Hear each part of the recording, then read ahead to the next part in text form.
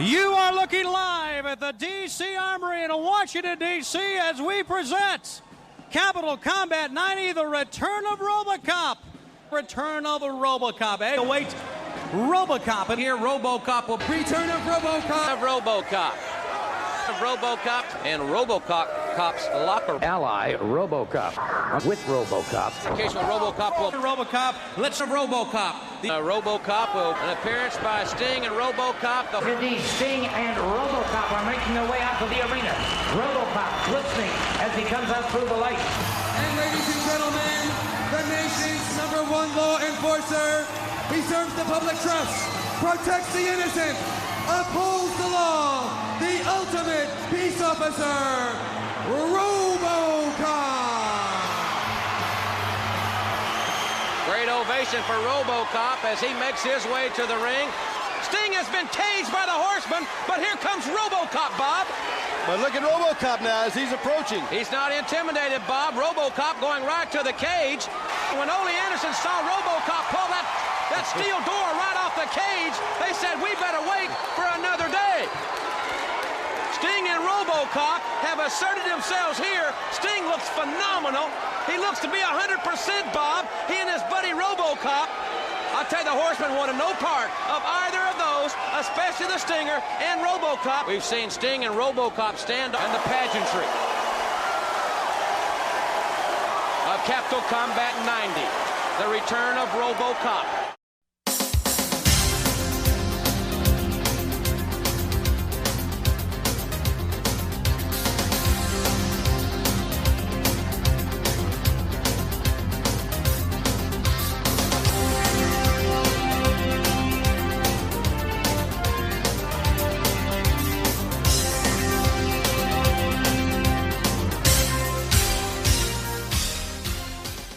Hello everyone, and welcome to Let's Go to the Ring, where we take a look at the good old days and not so good old days of World Championship Wrestling series by series.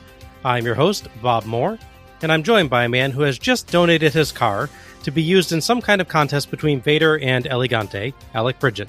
I probably should have made sure I had a second car before I did that. Don't think I'm getting that back. I'm very sure I'm not getting it back, in fact. Didn't check the fine print on the contract. I thought it was like one of those fun, mismatched detective movies where they drive around, like Midnight Run. I kind of want to see that now. I know, right? How's it going tonight, Al? Going right for me. How about you? Doing good. I am really looking forward to this. Have been looking forward to this for a very long time. I think we both have.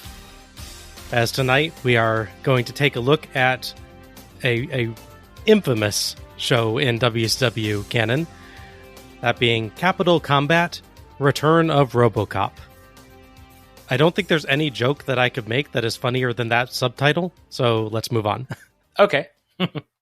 Capital Combat, Return of Robocop was held on May 19th, 1990. Why the subtitle? Because this was cross-promotion with the movie Robocop II, which would release June 22nd, 1990.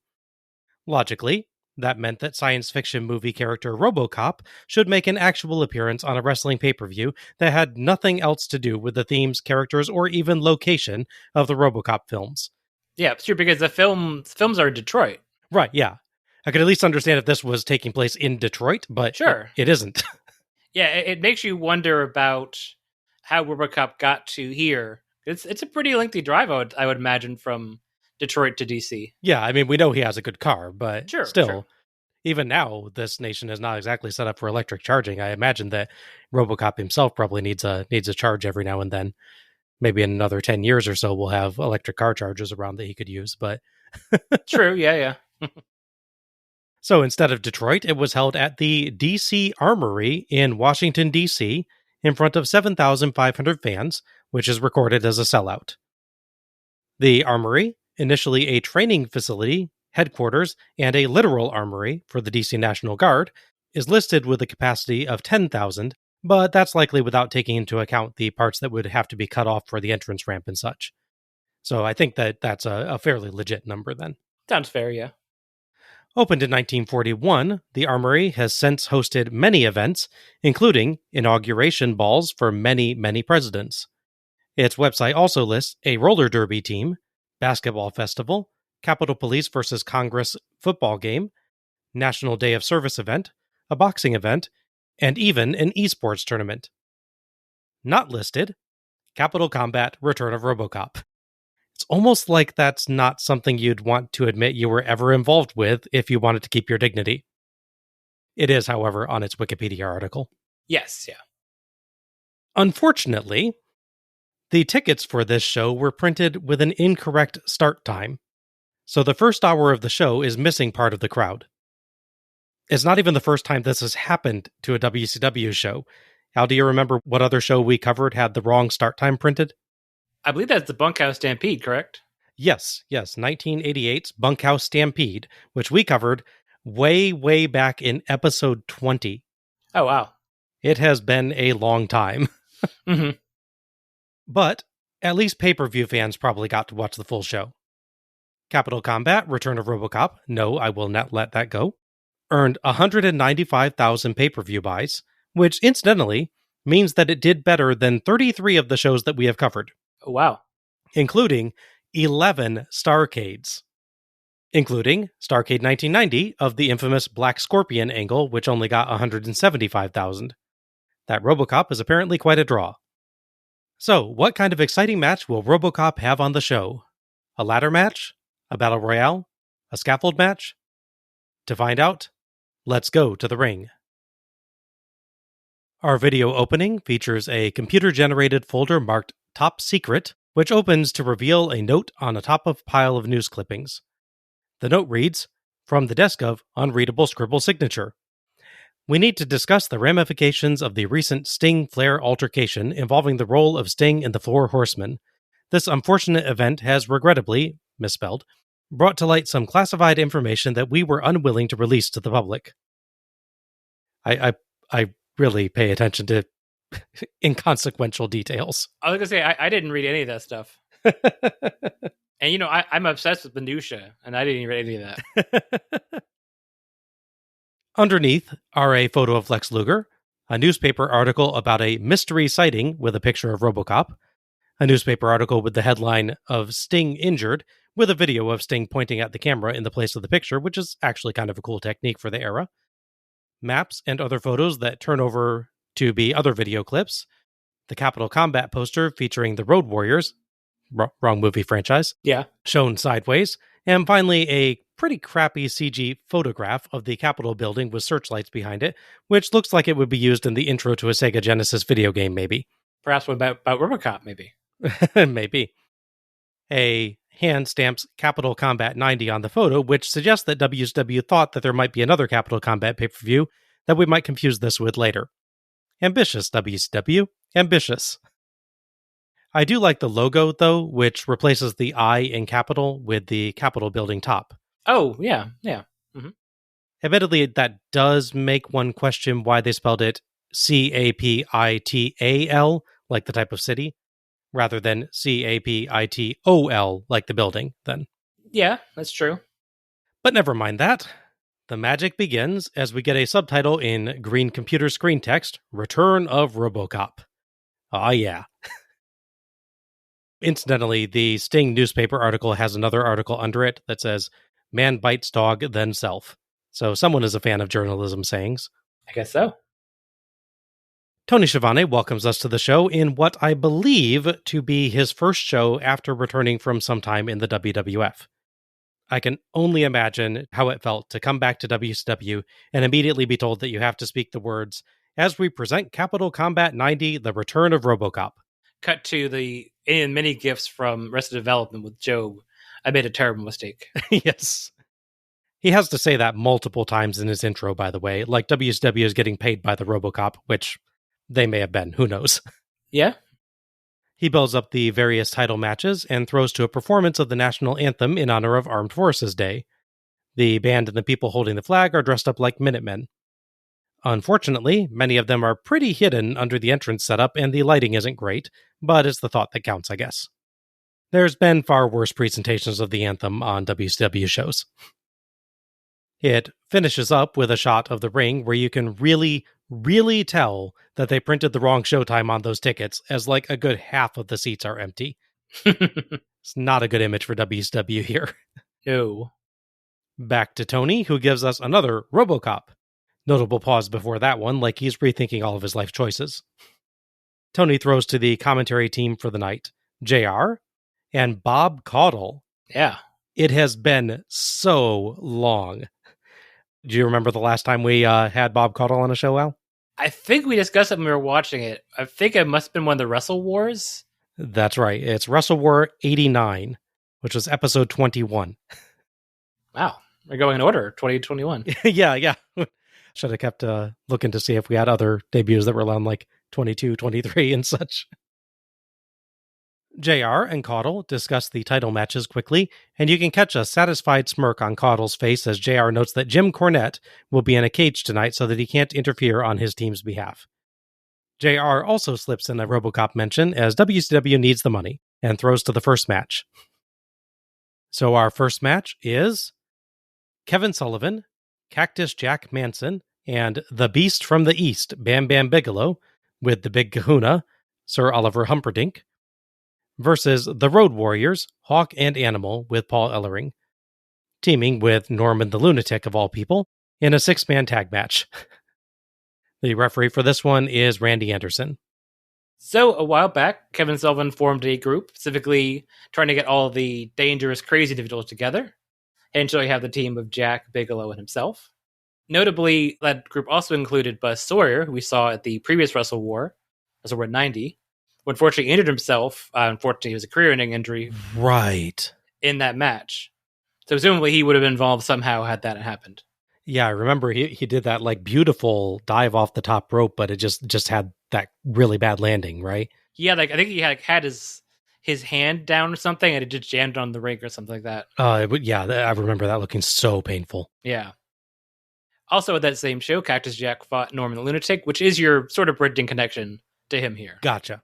It is still weird seeing the Road Warriors and Norman together, admittedly. Yes, it's an odd combination. My note referred to the Road Warriors, by the way, as the Mother Revan Road Warriors. I was feeling very inspired when I wrote that, apparently. I don't know why. I love, by the way, that our first show after the New Japan series starts with a 6-man tag. Yeah. Oh, the things I do to myself. Presumably, this 6-man tag won't be as one-sided as the last 6-man tag we covered. Oh my gosh, yeah. That poor man being kicked over and over again. Oh, that poor guy. Sullivan, Jack, and Bigelow make a pretty normal entrance. The Road Warriors then come out, riding on the back of some guys' motorcycles. Oh no, it's Hog Wild. It is weird they don't just ride their own bikes at the ring. I don't quite understand that. Yeah, I guess they figured it was get them in and out faster because the guys can just turn around and go back rather than having to take a hand off, maybe? I don't know. It does look pretty awesome with them like standing tall on the back of them, though. That's fair, yeah. Norman follows riding a little red scooter because of course he does. He comes out wearing a WMZQ shirt over another t-shirt of his own face, and he can't get the WMZQ shirt off, so the Road Warriors helpfully rip it in half to tear it off of him, which I'm sure that WMZQ loved. Yeah. That appears, by the way, to be a country music radio station in DC. Oh, okay. I thought you'd say it's the worst Scrabble hand ever. That would be pretty darn bad. Norman throws another t-shirt to the crowd as JR slips in yet another Return of Robocop. Cha-ching. Animal and Jack start, and Jack attacks, only to be overwhelmed by Animal's power. Awkward Animal big boot as he's a little too far from Jack. We trade out to Hawk, who hits a clothesline so hard that I felt the reverberations 34 years later. Mm-hmm. Same here. That was perhaps more legit than it should have been. Yeah. Tag to Bigelow, and Caudle hands him a backhanded compliment, noting that he has a lot upstairs, but you would never know it looking at him. I hope for Caudle's sake that Bigelow did not listen back to the commentary. Right? Hawk and Bigelow absorb everything each other does until a Hawk high-angle dropkick sends Bigelow to tag Sullivan, who tries to get Hawk trapped in the corner, but Hawk fights free and clotheslines the ever-loving crap out of him too. Tags to Jack and Norman, but they quickly tag out to Bigelow and Animal. Animal can't knock Bigelow down, but takes him out of the ring with the cactus clothesline of all things. Bigelow looks annoyed. Really, it's Jack who should look annoyed for his gimmick infringement there. What if they discussed in the back? It's like, hey, it's kind of my thing. Yeah. Well, that said, that you're talking about Robot Animal, I'm not sure anyone's going to really question stuff like that at a certain point. Fair enough, yeah. Tag to Jack, and Bigelow whips him at Hawk, but of course Hawk ducks, and Jack splats on the floor. Hawk expresses sympathy by diving off the apron to clothesline him, chucking him over the barricade, nearly into a poor fan's face, and chucking the wooden ring steps at him. JR notes the ref is being somewhat lenient. I would say that's an understatement. Yeah, that's definitely an understatement, for sure. Tags to Norman and Sullivan, and Norman attacks, but Sullivan gets a boot up on a charge and stuns him, then trades off with Jack and Bigelow to wear him down for a while, including an impressive Bigelow suplex for 2, and an absolutely insane Jack flipping neckbreaker over the ropes that sends Jack himself to the floor for 0, because why pin someone after wrecking your body, Foley? Yeah. The man is insane. Mm-hmm. Sullivan goes for a distraction by calling Animal a son of a at one point. That would distract me. The triple teaming continues, but Norman eventually fights free with a very awkward punch/elbow to Jack's face and tags Animal. Animal fights off all 3 foes and shoulder blocks Jack for who knows what as the camera doesn't catch the ref. Everybody in, and Norman fights Bigelow as Hawk hits another bonkers clothesline on Sullivan, but Hawk gets chucked out. Jack grabs Animal and Sullivan lands chops, but Hawk comes back with an extremely painful top rope clothesline to Sullivan for the 3 count and the win. 0% legal men in that finish, by the way. Oh, I'm sure. As the legal men were Cactus Jack and Animal, not Sullivan and Hawk, no matter what JR tells you. Hawk gives the camera a what a rush, and we get a replay of the diving clothesline. Thoughts on this one? The match is very chaotic, for sure.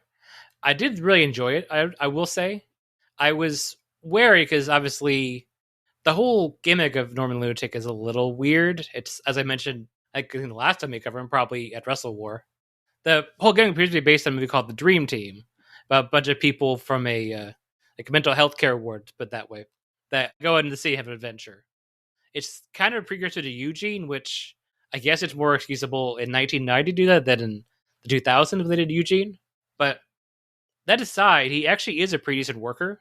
So it's not like it's a bad gimmick and a bad worker, which there are plenty of those combinations. As we talked about before, 6-man tags are good to really let people shine and it keeps the flow going nicer. You can still have the, someone's isolated, but it's not one guy, works the arm for 5 minutes, isolation. It's, guys tagging in and out, beating him up, then he makes his escape. So it always feels a bit more dynamic to me than a regular tag match, which is a nice little bonus you can get from those. Obviously, if you do a show with too many of them, you kind of lose the appeal. So having just 1 or 2 of those is a nice extra feature on the show. Yeah, it gives it more variety just innately than a normal tag match. Just about anyone you can kind of put into a 6-man tag and you can get something out of it because you can just constantly be trading off who they're working against or anything. Yeah. Like Norman's actually in this for a good long time. True. Yeah. But the other team is like really trading out frequently. So the situation still feels like it's changing all the time. Exactly. Yeah. The frequent tagging at least makes it more dynamic than just a couple of guys working holds over and over again. The best and worst parts of the match are probably the clotheslines. They are they're best in the sense that they look 100% legit. So as a fan, you're like, oh wow, that's a really powerful, cool looking move. For the guy, who takes it in the face, like Cactus Jack, for instance, or Kevin Sullivan at the end, I'm sure eating soup instead of solid food's probably not as fun. Yeah, I believe you and I both, when we were watching the show, just asked, do these guys owe Hawk money? Yeah, it does feel like that. Yeah, it's the thing that Big Foley's talked about. If you work with a friend, they tend to beat you up more because just the weird thing about wrestling. That you're fighting a guy you don't like, you're probably not going to stiff him, to use wrestling terminology, because he's going to stiff you back. Whereas if Foley and Terry Funk wrestling each other, they both kind of expect you to do that, so it works out. Yeah, you know he's not going to be mad at you for it, so that does make a weird kind of sense, right? Yeah.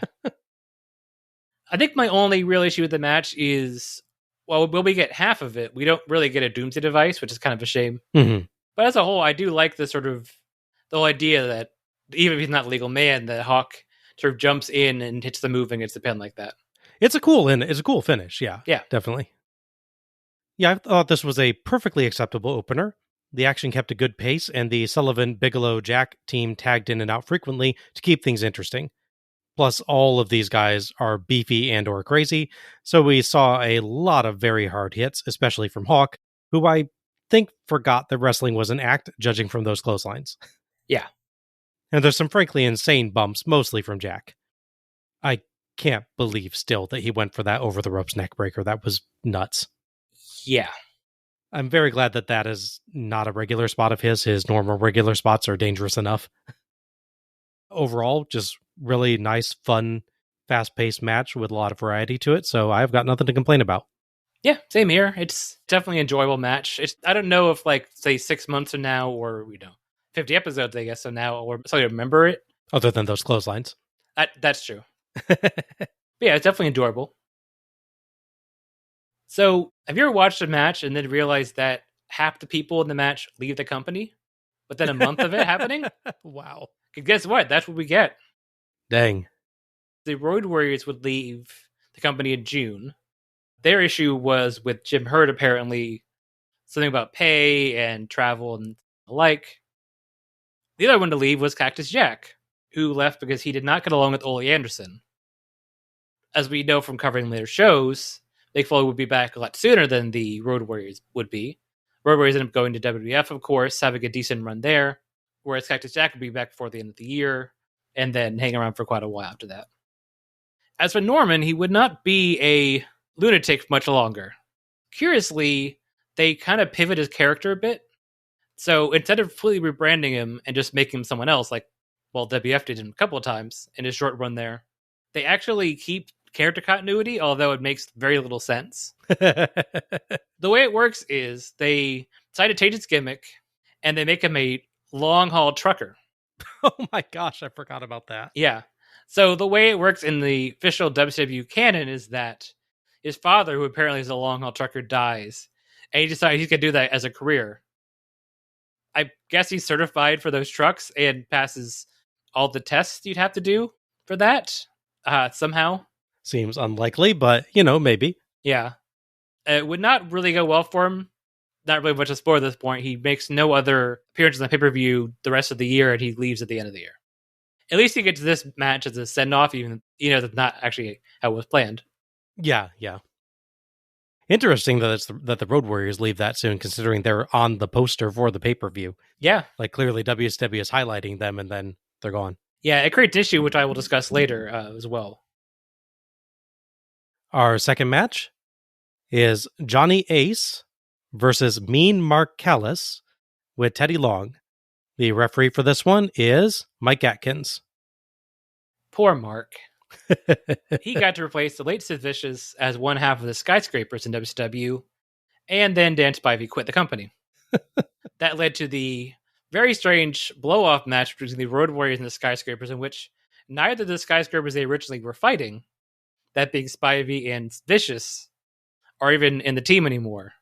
Wow. It's Mean Mark and a masked wrestler only appeared for this one show just to lose a 5-minute match to the Road Warriors. And that's the last of the Skyscrapers. Which I believe was Mike Enos? I believe that's the case, yes.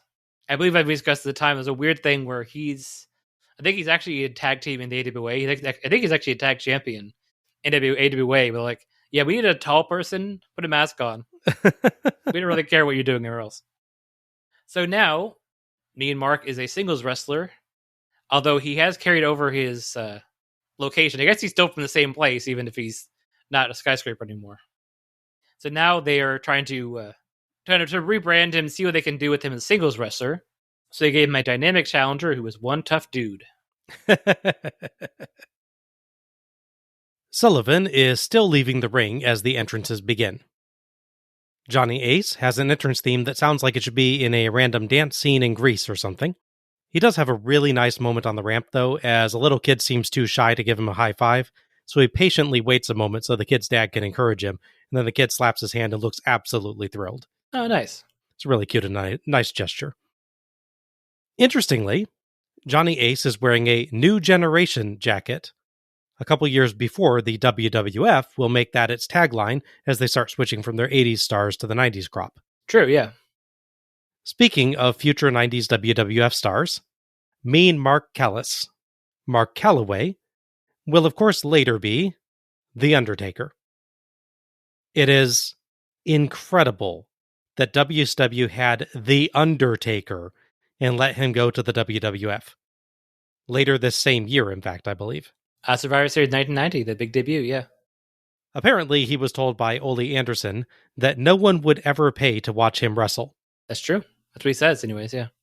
Ole, good tag wrestler, crappy judge of talent, apparently. Apparently so, yeah. It's really funny seeing Calloway as Mean Mark, unlike Steve Austin, who is nearly unrecognizable in his early WCW appearances, with like long blonde hair and neon trunks and everything. Calloway is very clearly still the same guy as later in the WWF, just dressed more like a generic cowboy wrestler and actually emoting. True, yeah. I really like Teddy Long's silver jacket that he comes out with tonight. It looks really classy. Mm-hmm. And of course, it's funny, too, that the future Undertaker is managed by the guy who famously would make his gimmick where he would, if you offended him or did something wrong, he would make you go one-on-one with the Undertaker. Right. When he was it SmackDown GM? Correct, yes. Yeah, you wonder if that started because they knew each other from way back here, or if it was just a coincidence. It would be a pretty massive coincidence, but wrestling is full of them, so... Yeah, that's true. Who knows? Callis gets in Ace's face, and they trade shoves. Ace can't move Callis with shoulder blocks, and Callis counters a hip toss with a clothesline, but Ace drop kicks him out of the ring and dives out onto him. Back in, Ace works the arm with a wrist lock and elbows to the shoulder, and gets two with a crossbody, as Caudle notes that Ace is out-quicking Callis. That's a word. I love that phrase. I'm going to steal that later.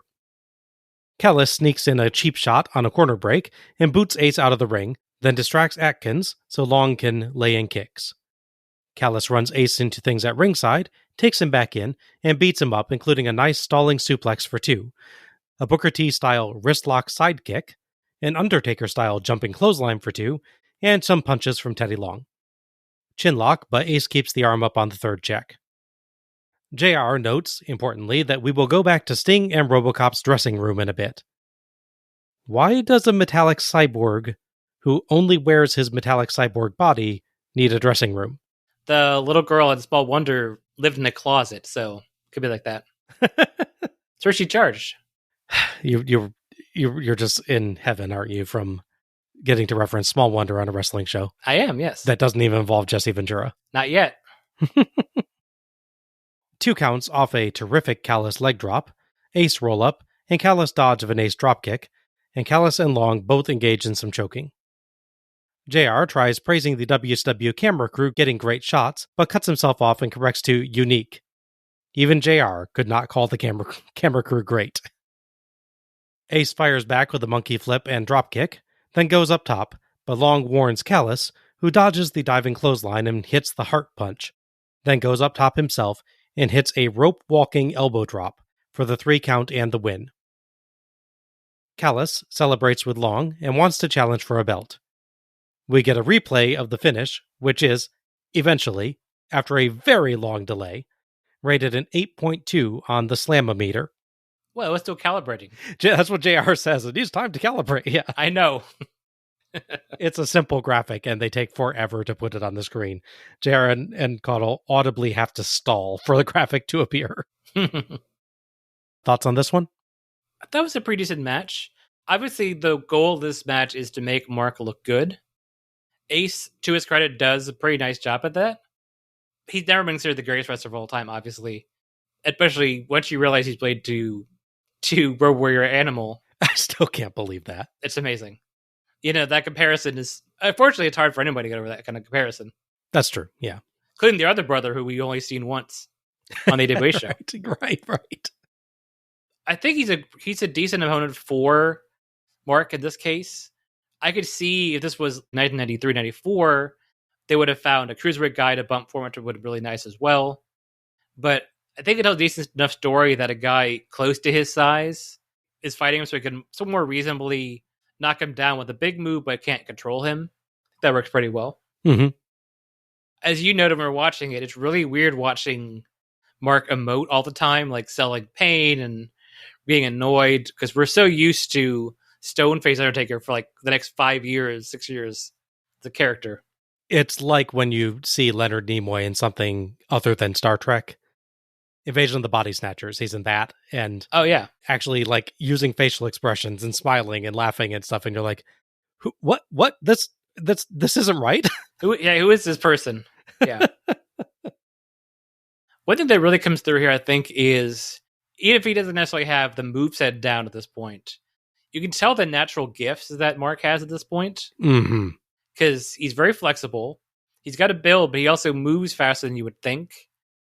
He's a modern guy, and he's not like a Braun Breaker where he's gonna run 23 miles an hour and tackle a guy. But his sort of reaction speed and quick motions and like sudden responses is really good. Yes, the way he drops out of the crossbody for the finish, for instance, a lot of people could do that finish, but they would often do it too early, and they do it before he even jumps, and it'd make him look bad. Right? Yeah, his timing's really good. Yeah, he drops after the jump, so there's no way for Ace to counter it or to recover himself. Yeah. Mm-hmm.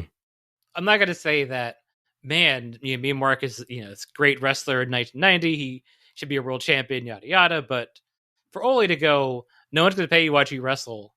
And this guy does the rope walk, diving elbow drop. Yeah.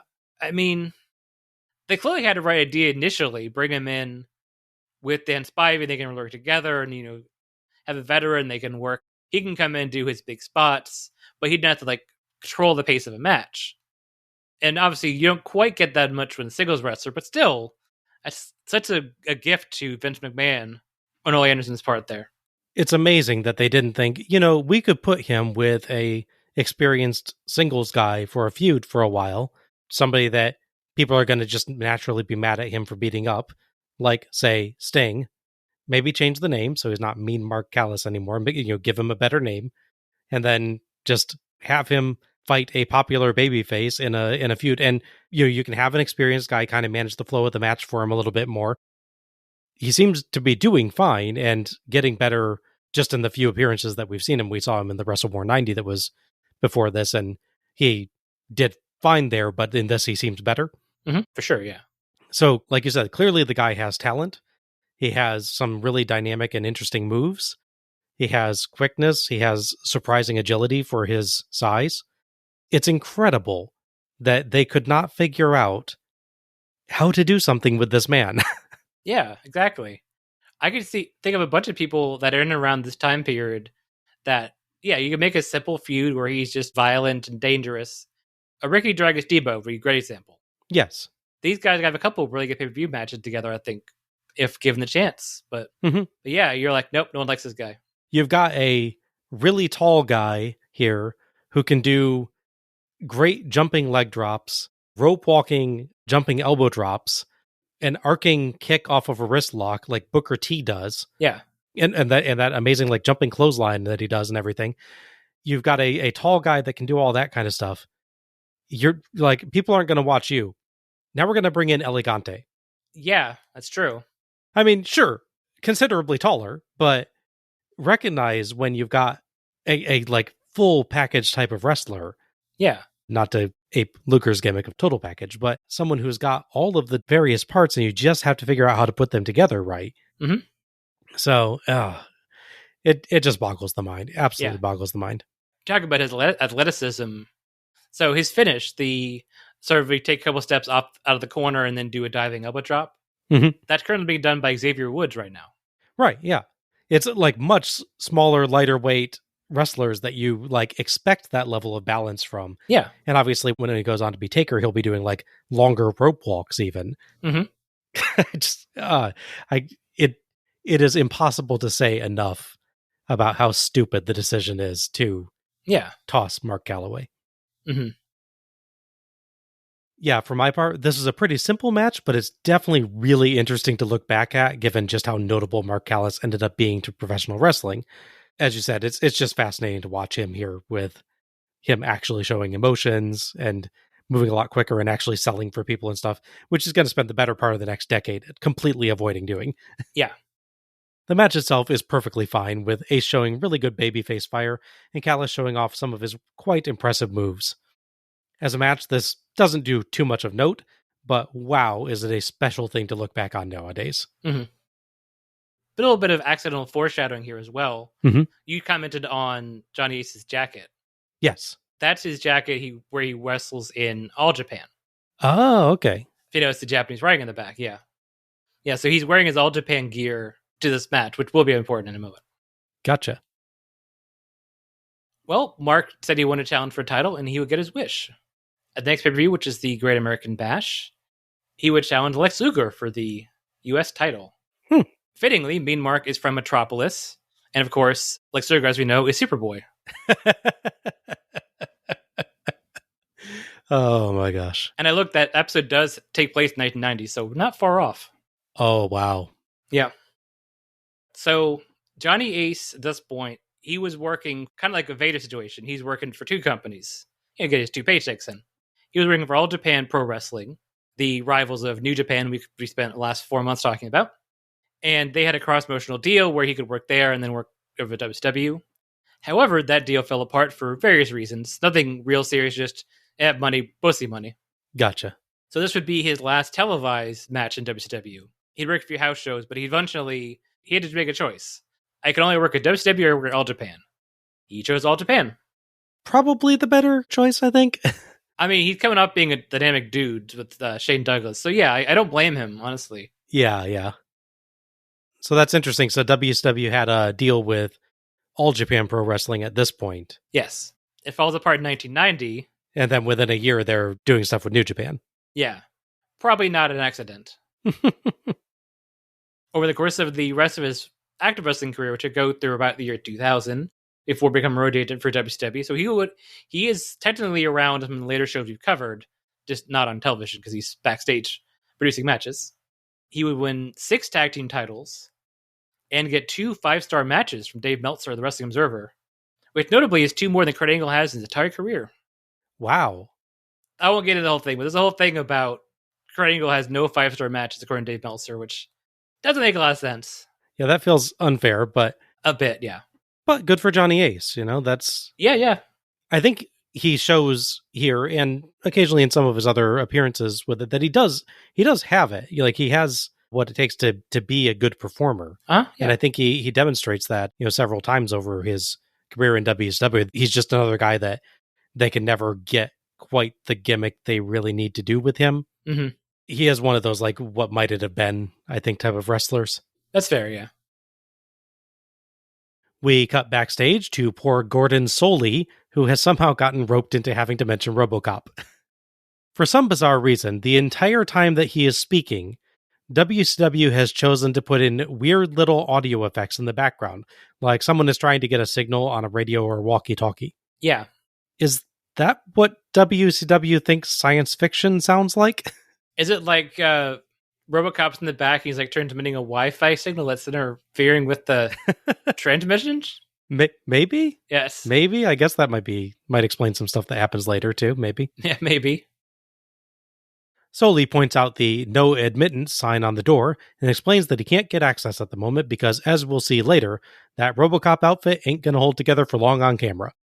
It is kind of curious that there's guys keeping you from getting to Robocop. Yes. Not keeping Robocop from getting to you. Yes. It feels backwards. Yeah, considering that Robocop, as we'll hear in a moment, his entire purpose is to be here to protect people. Yeah. Why are people standing there protecting him? Yeah. To be fair, he is out of his jurisdiction because he's not in Detroit, but I think he still outranks 2 security guards that work for the Armory. Probably, yeah. I would think so. Soley goes over the feud between Sting and the Four Horsemen and says Sting has had surgery to repair a tendon, but isn't yet ready to compete again. But he's come here to protect the little Stingers, i.e., to protect Sting fans who would only likely be at the show in the first place because Sting was going to be there. Sting, I don't want to tell you your business, but maybe just stay home rather than hiring Robocop. Seems less expensive. Well, I mean, I guess he figured if I don't go to the show, then they won't go, to your point. But then they won't get to enjoy this great action. There's this thing called pay-per-view. Oh, yeah, that's true. And yes, that appears to be the story. Sting has brought in Robocop to protect the fans. Soley says that Sting should be world champ, but was injured by the Horsemen, but his heart's bigger than that, and he's concerned about the little Stingers who were threatened by the Horsemen.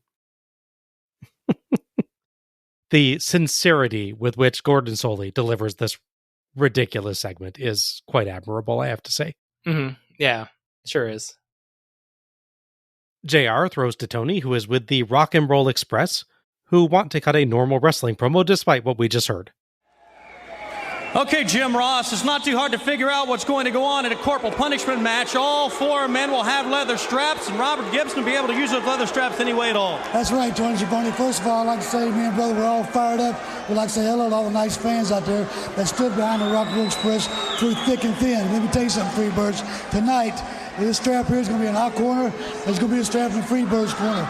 And Tony Schiavone, brother, now we forgot the whooping that they gave us. The Freebirds tonight is payback time. We're going to whip your behinds like your mama should have done a long, long time ago. Hey, Ricky, your partner here's prepared. That's right, Tony, but you know, I'd like to talk about one thing first. You see, we have been down many, many highways, but every road we took led us right back here to NWA. Now, we know that our good friends, the Steiners brothers, have a world tag team title match tonight with Doom. But like we told the people, we're here for one reason, and that is to become the NWA World Tag Team Champions for the 5th time, brother. And that's what it's all about. That's what it boils down to. But then again, I want to change the subject a little bit and talk about the 4 Horsemen. You see that Ole Anderson has come out here, brother, and regrouped the 4 Horsemen, telling the whole world what he's going to do. But you see, I will say one thing about you, Ole Anderson. You're the kind of guy that even sacrificed your own brother to win the World Tag Team titles. Well, you see, things going to change. This is why I'm talking about this, Tony, because it's stuck in my mind all day. You see, I was talking to Lex Luger earlier. And Lex Luger, if everybody don't know, the fans don't know, that he was just released from the hospital today. He's not supposed to be here. But he guaranteed me and all these nice friends that, brother, he's not going to let them down. It don't matter what the 4 Horsemen do, brother. He's going to take care of the business. All right, let's go to the ring. First show back in WCW, and are already helping us out. Thanks, Tony. Mm-hmm. I just think it's funny. There's a recurring theme to the shows we'll talk about later. People talking about what happened to Lex Luger and how brave he is and how, he's doing X, Y, and Z. We never hear him say that, though. Well, he is very humble. Oh, okay. But he didn't talk about, we have people telling us, he got out of the hospital from this injury and he's going to bravely fight. He never comes out and says anything like that himself.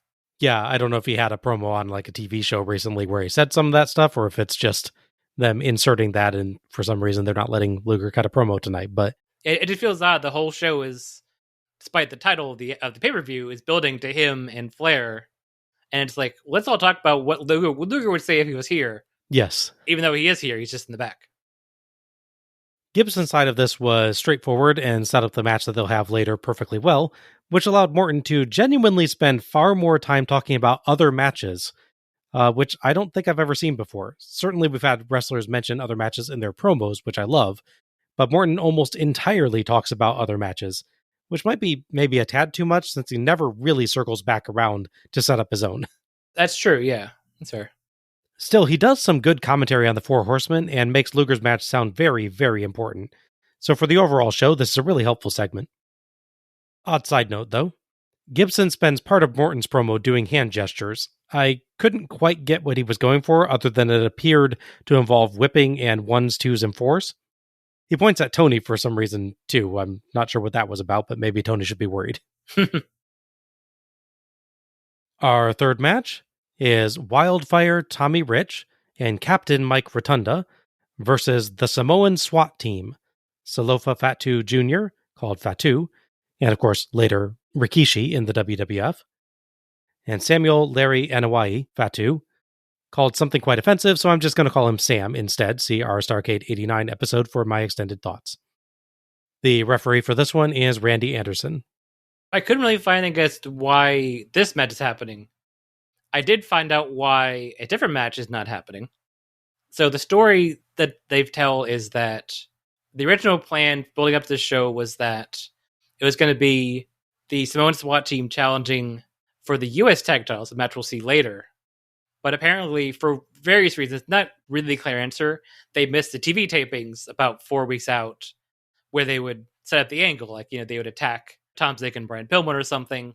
Gotcha. So like, well, we got to start booking this angle now. So then they pivot to the team that does fight them on this show instead. Okay. Yeah, I couldn't find anything as to why these guys are fighting each other. Just find out why they're not fighting somebody else. Yeah, just probably a match to keep the SST out there, and keep them built up. Yeah, pretty much. The Samoan SWAT team is often referred to, as I just did, as the SST, meaning that the second S in the acronym SST itself represents an acronym. I can't think of too many other cases like that. Incidentally, they don't bring weapons with them. What's the W in SWAT again? Well, much like Mel Gibson, they are lethal weapons. Oh, okay. I will accept that answer. As Rich and Rotunda come out, ring announcer Capetta first announces the winners of the Capital Combat 90 sweepstakes, Mr. and Mrs. Robert Banner, then goes right into announcing the team. We will get this announcement again later and actually show the two on screen, which suggests to me that maybe they were some of the people that got mixed up by the tickets with the wrong showtime, so they weren't there for this match. That might be, yeah. Rich has a WMZQ shirt on and doesn't rip it to shreds taking it off, so I imagine that the radio station was happier with him than with Norman and the Road Warriors. I'd say so. The Samoan SWAT team make their entrance, and JR suggests that they have the advantage as they have more experience together than Rotunda and Rich. The crowd, which is filling in by this point, though there's still a lot of empty seats, clearly do not like the Samoans, who get in several arguments with them. Got a bit of a hog wild 96 aura here. A little bit, yeah. Fatu and Sam repeatedly try to do their pre-match ceremony and get booed intensely for it, because different is bad, I guess. Yeah, it's a riff on the whole Russians will stop when the Russian national anthem sung before their match kind of thing. Yeah, Fatu kind of complains about it at one point, but his frustration does not seem entirely an act. Yeah. And also, to be fair with the comparison, Samoa is technically part of the United States as well, and not Russia. Yeah. They're not a place that we have been at least Cold War with relatively recently. Correct, yes.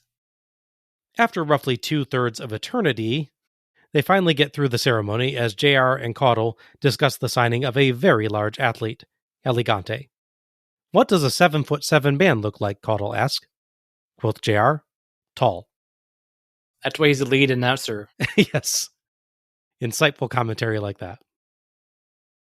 Sam versus Rich to start. Rich gets 2 with a crossbody, but Sam claims hair pulling. Anderson turns to Rich, and Fatu switches in and goes on claiming his hair was pulled, but Anderson does a double take as Fatu is not exactly Sam's twin. Rotunda in, and Fatu offers a handshake, and that goes on for quite a while. Rotunda later dropkicks Fatu out, and Sam switches with Fatu outside, trying to claim to a visibly disbelieving Anderson that he was the one that got dropkicked. Okay, that was pretty funny. Anderson forces Fatu back in, so Fatu tags out. The 4 trade off against each other, and Rotunda and Rich mostly get the better of it and concentrate on working the arm. Rotunda fakes a hard landing after Fatu dodges a charge, only to ambush him from behind while he's bragging. Later, Rotunda and Rich trade places behind Anderson's back when the SST again claim hair pulling, turning the tactic against them. Fatu accidentally hits Sam on a double team, but they hug it out and switch places, though JR and Caudle note that technically the punch could count as a tag.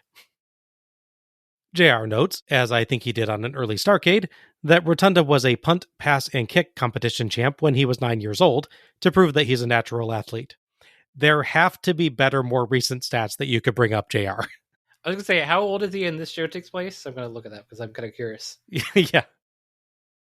He was born in 1958, so he would have been 32. So it's been a while. Yeah, a little bit. I don't remember which Starcade it was on, but I remember that stat coming up before, and I was being like, wait, what? Yeah, it's one thing to go, oh, so-and-so, is a football pro or, college, and they're in their mid-20s. Like, yeah, okay, sure. They're 19, 20 years old in college, now they're a few years older. Yeah, sure, but that's a stretch. Yes. It's like, he did really well in his Little League baseball games. I mean, I was pretty good in the league too, but I'm not wrestling. Man, you should have seen him at T-ball. Wow. It was like the ball was standing still. Sam catches Rotunda with a sidewalk slam and slugs Rich, using him to distract Anderson so that he and Fatu can double-team Rotunda. Nice Fatu suplex for 2, and he and Sam wear Rotunda down with big heavy blows, including some quite nice thrust kicks, and a nerve hold. Rich tries to get the crowd clapping for Rotunda, but has absolutely no rhythm. Multiple times, Rotunda makes the tag, but the SST distract Anderson, so Anderson doesn't see it. More 2 counts as Sam uses the ropes and off a double team back body drop, but Rotunda at last manages to fight back, tiredly but determinedly, trading blows and hitting a diving clothesline before tagging Rich. Rich runs wild with punches, a dropkick, and a fireman's carry, and Rotunda dropkicks Sam out. Rich puts a sleeper on Fatu, but as Anderson is showing Rotunda back out, Sam comes back and leaps off the top rope to club Rich in the head, and Fatu pins Rich for the 3 count and the win as Rotunda realizes what is going on a moment too late to save. The Samoans immediately walk out. Anderson actually has to catch up to them to declare them the winners. Thoughts on this one? As a whole, this is a pretty good match. Definitely they got a very old school feel, which does make sense when it's Tommy Rich and like Rotunda. Yeah. Generally speaking, they say heels call the match, but I would see in this kind of circumstance, it's probably not the case. I could see Tommy Rich is, telling you, do this, that, if he knows him well enough, especially. Obviously, as you mentioned, the intro is way too drawn out. Yeah. I remember before we started watching it, you're like, oh, is this the one where they take forever to do their entrance? I'm like, I hope not. And because I haven't seen a lot of SSD, obviously, it's up 3 times in one show, but I was like, I know what he's talking about, and I hope it's in that one. And then, as it went on, oh, it is that one. All right. We've seen this show before watching it for our show here. Aside from Robocop, that was the one spot that I remembered from this show. So, unfortunately, I had only bad memories of Capital Combat, basically. Well, yeah, that's the thing. I mean, I couldn't toss with it when we watched it the first time, but it was a couple of years at least before I even considered doing a podcast. So, yeah. It's been a while, so if that memory stuck with you, that's telling. Yes, yeah. Hopefully more positive memories stick with you in the long term. Let's say 5 years from now. I think they will. Yeah. As a whole, this match has if you count the intro and some of the parts in the middle, has a bit of a pacing problem. It's listed as 17:54. I don't know. I think that is still counting the entrance teasing. I think because the bell had rung at that point. Might be, yeah. It's never bad, but it's kind of just stretched out for time, if that makes sense. Mm-hmm. They really, really stretch out the whole face in peril with Mike Rotunda bit. I don't think this was done maliciously. I feel like maybe the idea was because you have veterans like Rich, who was a world champion back in 1982, and Rotunda, who's pretty experienced both outside of wrestling and in it. They're thinking, okay, let's really draw this out. When I get my big hot tag, it'll be really huge, and I really, really feel for the match.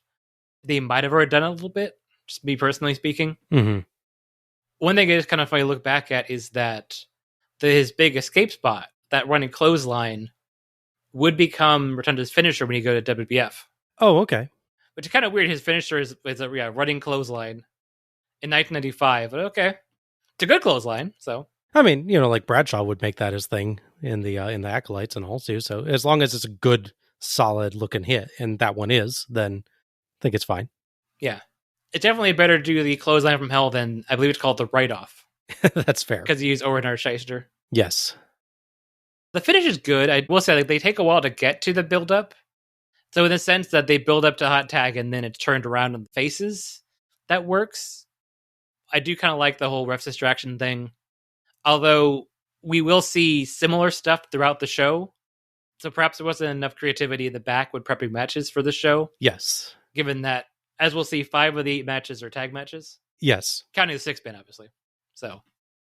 Yeah, I'm a little torn on this one. It has strong action, hard strikes, good character moments, and quite nice work around holds, which, while not varied, are always active. The guy in the hold is always looking for a way to get free, but at the same time, it gets quite repetitive. In particular, I lost count of the number whip to the ropes, dodge a clothesline spots that we had, but it was a lot. Rotunda, though, does a really good job in peril, showing himself getting more and more worn down and tired out, but still fighting back. He does a good job of showing the impact on his moves, too. He throws himself more into his punches later in the match to make up for his flagging strength. So overall, I liked this, but like you, I feel like maybe it could have lost about 2 minutes to get rid of some of the repetition. Mm-hmm. It's fair. This is the last pay-per-view for the Samoan SWAT team in WCW. They would leave the company before the next pay-per-view, which is the Great American Bash. They would wrestle on the next Clash of Champions, but they would lose to Tom Zink and Mike Rotunda again. Okay. Speaking of Rotunda, he would pretty soon after that match, and then this match, obviously, become a heel, or become Michael Wall Street. That is the original version of Michael Wall Street. Yes. As we know, he would leave, as I talked about, go to WWF, where he'd be IRS for a while.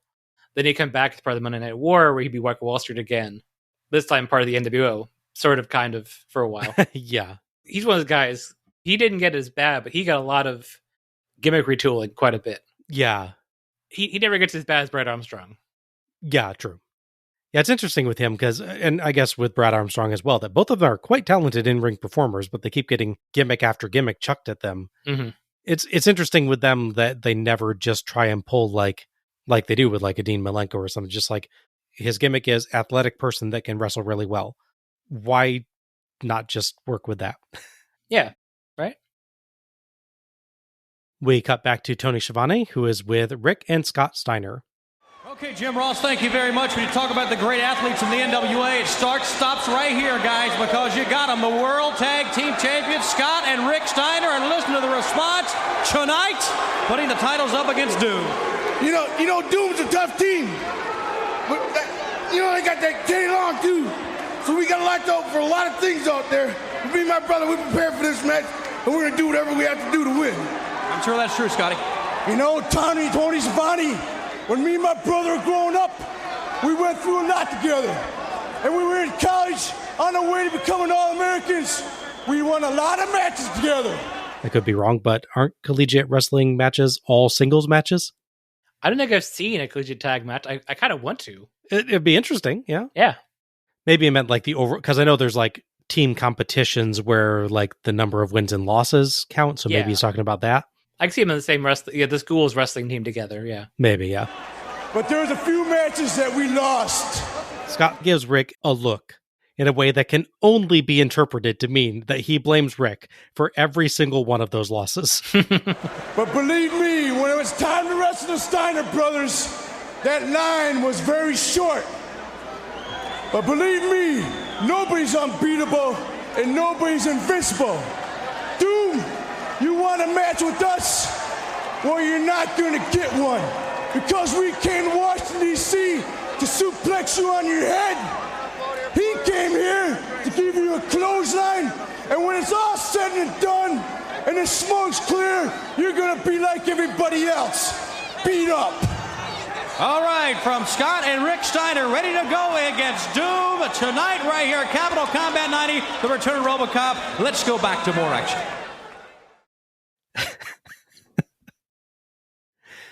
Rick cut a simple short promo in his 80s style here, but the bulk of this was Scott, and it was weird. Yeah.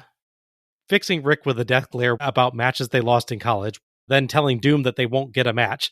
Scott comes off sounding like a heel trying to duck a match and blame others for his failings, rather than a face proclaiming how tough he is, despite ending the promo on a face proclaiming how tough he is kind of line. He screws up Tony's name there too, calling him Tommy at first. Admittedly, Tony has been gone for a year, having gone to the WWF a couple of months after Scott debuted. Well, Scott was just really entranced by the last match featuring Tommy Rich. Maybe it's entirely possible that he was like watching it and got Tommy stuck in his head, yeah? Yeah. I mean, I'm not going to question Scott Steiner because he is still around to find me, so. And he could prove his point to you mathematically. That's true as well. Before we get to match number 4, it's worth noting that the last 3 matches we just covered have been hard to find for quite a while. This show would run a pay-per-view. It might get a replay. I think they started doing that at this point. After that, you wouldn't see it again.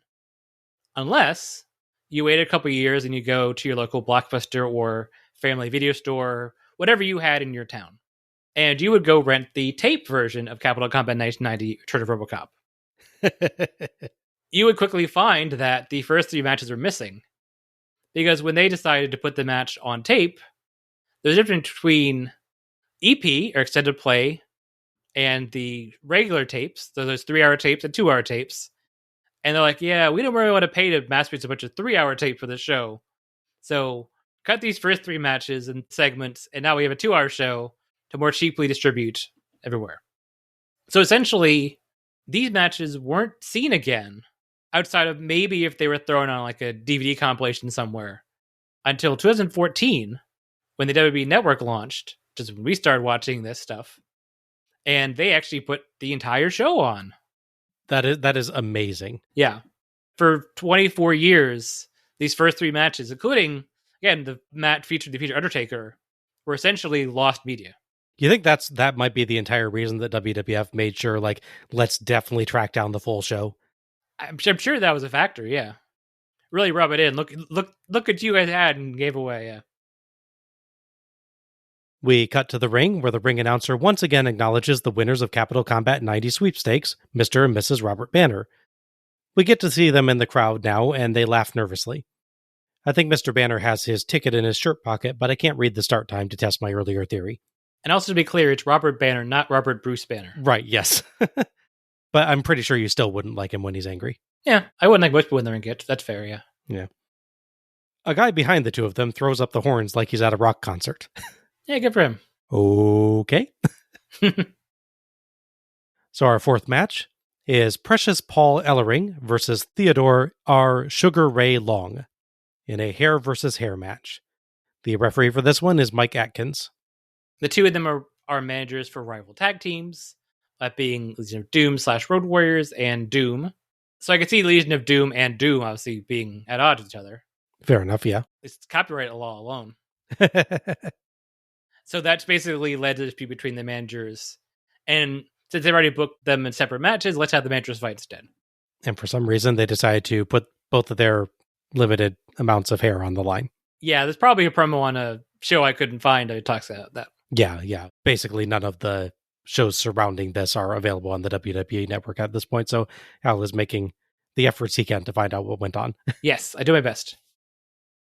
We get a guest ring announcer for the hair versus hair match, Missy Hyatt, accompanied by hairstylist Jay Tapper, apparently world-renowned. Hyatt has a very sparkly dress. Ellering is already in the ring.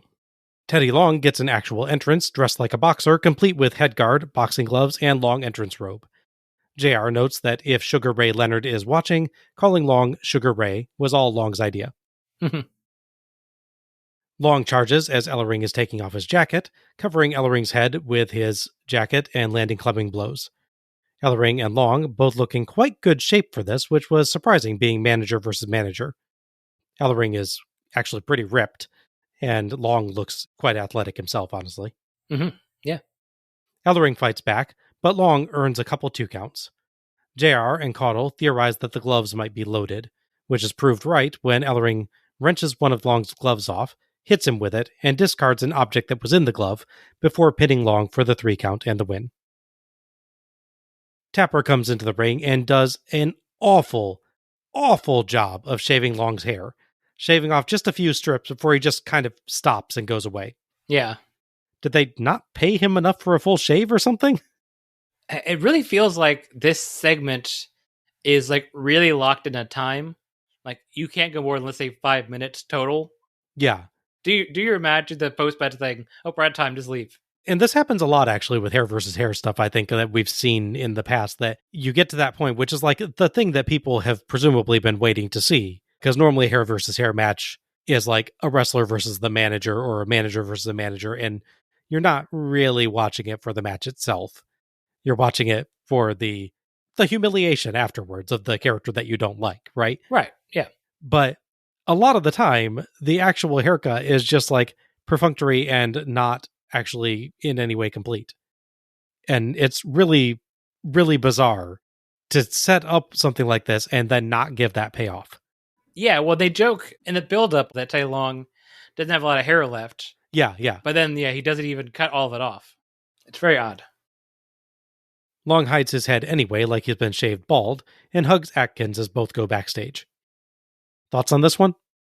I mean, it's pretty nothing affair. It's obviously not booked to be a lengthy, complex encounter. It's interesting how much of the match, if we're calling it that, is Teddy Long in control, but obviously that's part of the whole gimmick is because he has that vague thing where you're a piece of metal and put in your glove and somehow you strike super hard, apparently. Yeah. So no, it's a very old school wrestling thing. I will say I was reading up on Ellering as part of this. He did wrestle for quite a few years up until the early 80s when he segued into managing. So you get glimpses of his ability to do that kind of stuff here, which is nice. Yeah, I think he has a body slam at one point during it that looks quite respectable. Oh, yeah, no, absolutely. He has a good body slam. He has the build of a wrestler as well, which he still maintained. I don't know for sure, but I could see if I was, if it was me and I'm managing the Road Warriors, I'm next to them all the time, I would feel the need to compete a bit. Yeah, I could see that. It's like, I don't want to feel even smaller. Yeah, exactly. We're just, just discussing how they cut the first 3 matches for the tape, and I'm thinking, you slapped this one on, though. So presumably, if you bought the tape, this would be the first thing on the tape. Yeah, and I guess it actually does make a little bit of sense that they left it on, because there's bits in the later match that has Teddy Long at ringside where his impromptu haircut is referenced. Yeah. You wouldn't have like the story content building up to that, and it'd be a very confusing moment, and it's hard to cut out. It kind of like comes up periodically throughout the match, intermingled with other stuff.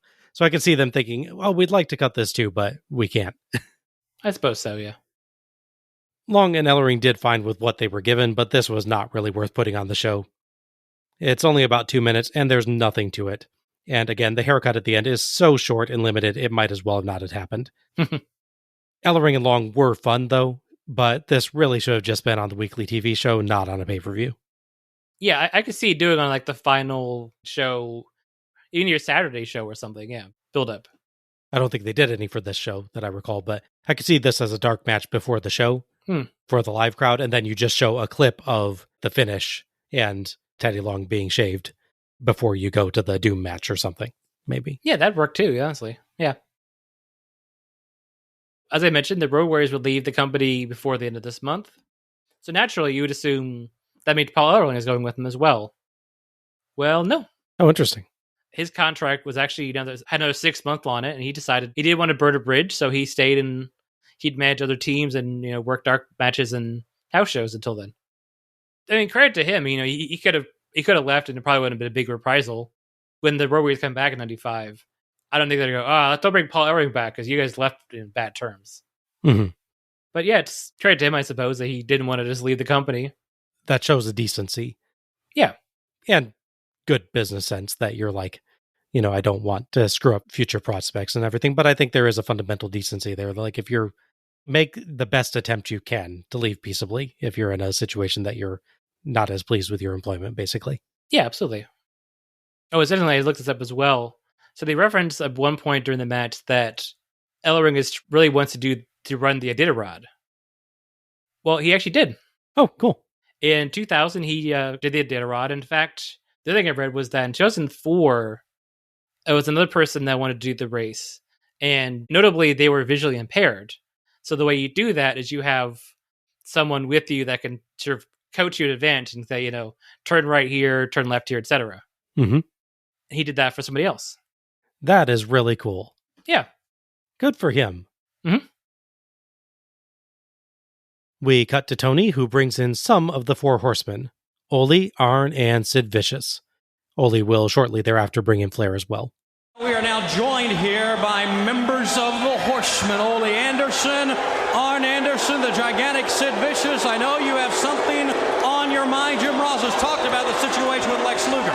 But I'll tell you what, everybody's been talking about how great Lex Luger is and what a courageous man. As far as we're concerned, only an idiot would do what Lex Luger is doing.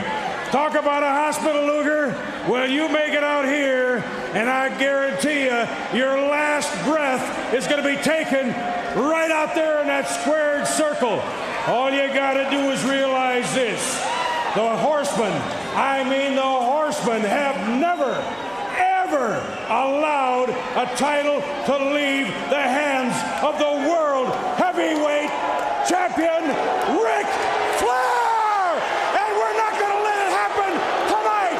Step in here, champ!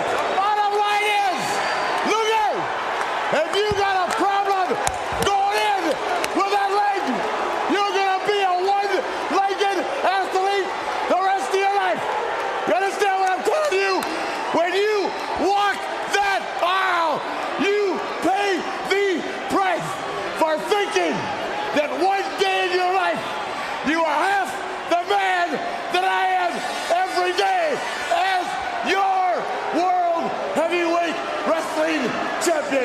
right double A. Luger, truer words have never been spoken. We are all individuals, thinking individually, working collectively towards the same goal.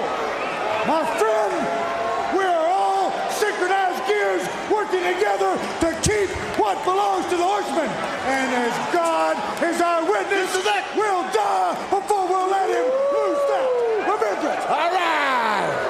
All right, there it is from the Horsemen. Right now, let's go back to Jim Ross and Bob Caudle. Unsurprisingly, this was a really intense and fun promo from the Horsemen. It's funny, though, seeing Sid standing there behind Flair as Flair gives his half the man line. You can't help but think of Sid's half the brain flub later on. That's true, yeah. Ole does some terrific build-up of Flair's appearance. Flair is excellently arrogant and threatening, and Arn, I love you, man, and you were super intense, but that was about the most confusing and overly technical way that you could have expressed your sentiment. It's a wrestling promo, not an instruction manual for machining. Still, I thought this was a terrific segment. Yeah, it's nice that build up in the main event, for sure, and I don't think anyone's going to turn down a Flair promo. No, yeah. We cut to JR and Caudle, who talk over the Luger-Flair match and the Horsemen's threats. Caudle notes that it's a cage match, and that's going to keep the Horsemen out, as Bob Caudle has apparently never watched a wrestling show before in his life. JR slips in another return of Robocop, as we've gone a while without one, and WCW consensus client considering dropping a zero from the check. Our fifth match is the Midnight Express, Beautiful Bobby Eaton, and Slim Lex Luger, Sweet Stan Lane, with Jim Cornette versus Brian Pillman and the Z-Man, Tom Zenk, for Pillman and Zenk's NWA United States Tag Team Championship. The referee for this one is Randy Anderson. So back in May of 1989, the U.S. Tag Champions were Rick Steiner and Eddie Gilbert, but they quickly segued from Gilbert and Steiner to, Steiner and Steiner. Mm-hmm. As such, they banned the titles because they didn't really want to, I guess they want them to lose, but they kind of just weren't important anymore. Recently, mind you, recently of this show in 1990, that is, just to clarify, they had a big tournament to establish new champions. And of course, that was Zenk and Pillman now. As I mentioned before, this match was really going to be the Samoan SWAT team challenging Zenk and Pillman, but they didn't intend the show where they're supposed to tape the angle, and presumably them attacking Pillman and Zenk. So now we have the Midnight Express, who at this point are still one of the most decorated tag teams currently running, so it's an easy team to slot into that match. Yeah, it's not exactly a downgrade. No. And of course, they're very famous for Cornette interfering, as we've covered multiple times, so adding the whole shark cage so we can't interfere gimmick makes natural sense. The Midnight Express's music should be in a rhythm action game. Mm-hmm. They've got quite nice red, black, and gold ropes tonight. Cornette, of course, does their ring introductions, but Capetta does Cornette's this time instead of Lane taking over, as I believe we had on another show. Yeah. Pillman and Z-Man cross paths while circling the ring to slap hands with the fans, and they look like they're going to do a really elaborate high-five sequence or something, but it turns out to just be one high-five, which made me a bit sad. Cornette, as usual in cases like this, acts like he's just now hearing that he has to go into the cage at ringside. He refuses, and a brawl starts between the Express and Z-Man and Pillman. Z-Man and Pillman win that, and Cornette flees from an approaching Pillman, only to get clotheslined by Randy Anderson, of all people. Cornette, bless him, sells like he just got taken down by Hawk. Pillman and Z-Man throw him into the cage, and Doug Dellinger locks him in. JR and Caudle take no small amount of pleasure in seeing that. Pillman versus Eaton to start. Rapid exchanges go Pillman's way, and Stan runs in, but Z-Man helps Pillman fight off the Express, ending with a Pillman double clothesline on the Express that sends them rolling out. Lane tries to switch in without a tag, but Anderson catches him. Come on, man, didn't you watch the SST match? Actual tag to Lane, and Z-Man repeatedly arm drags him. Eaton grabs Z-Man from behind, but Z-Man dodges, and Lane nails Eaton, and Pillman helps Z-Man dispose of Lane. Lane goes to Cornette for advice, but Cornette just wants out of the cage. If I were Lane, I would not get out of the ring tonight. The Horsemen have it in for Lex Luger.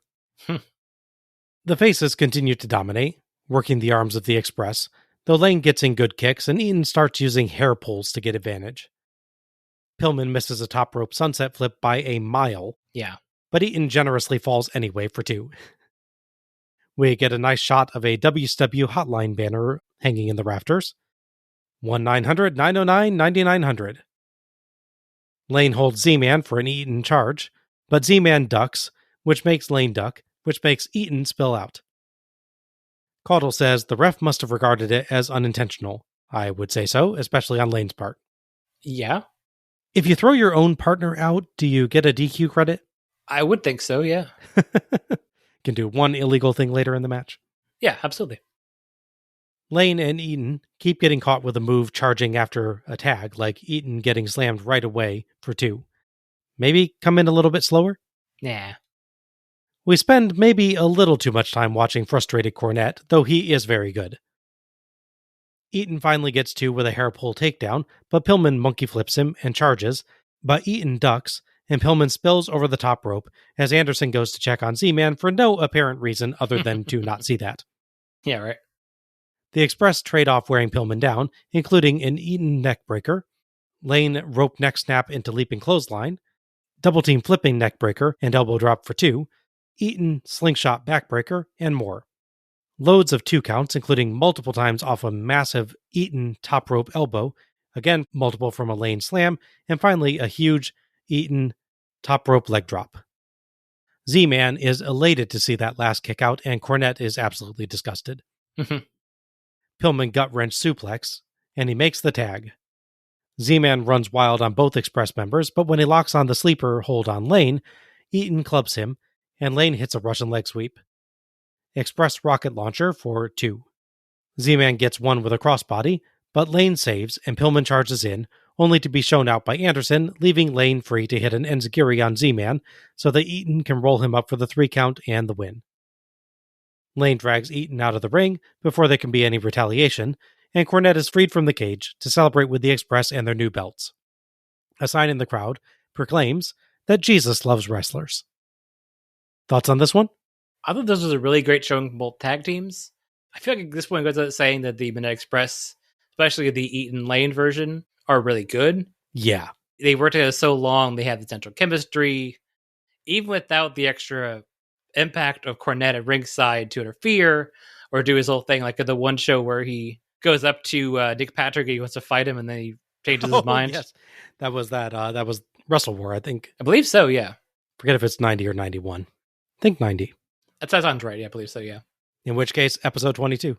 There we go. It all works out. It's interesting because the question I would assume if you're a fan watching at the time is, what are the Express going to do without Cornette? The answer is mostly the same. I could see, to your point, the bit where the ref misses Tom Zink being thrown over the top rope. That probably works better with the Cornette because he could actually antagonize Pillman. The Pillman would do something or something like that. Yeah. A more natural distraction. One thing I found fascinating, and it doesn't take away from the match at all, but it's still kind of funny, is that so the gimmick is that Cornette can't interfere because he's in the cage. And they typically put him in the cage with a tennis racket. Yes.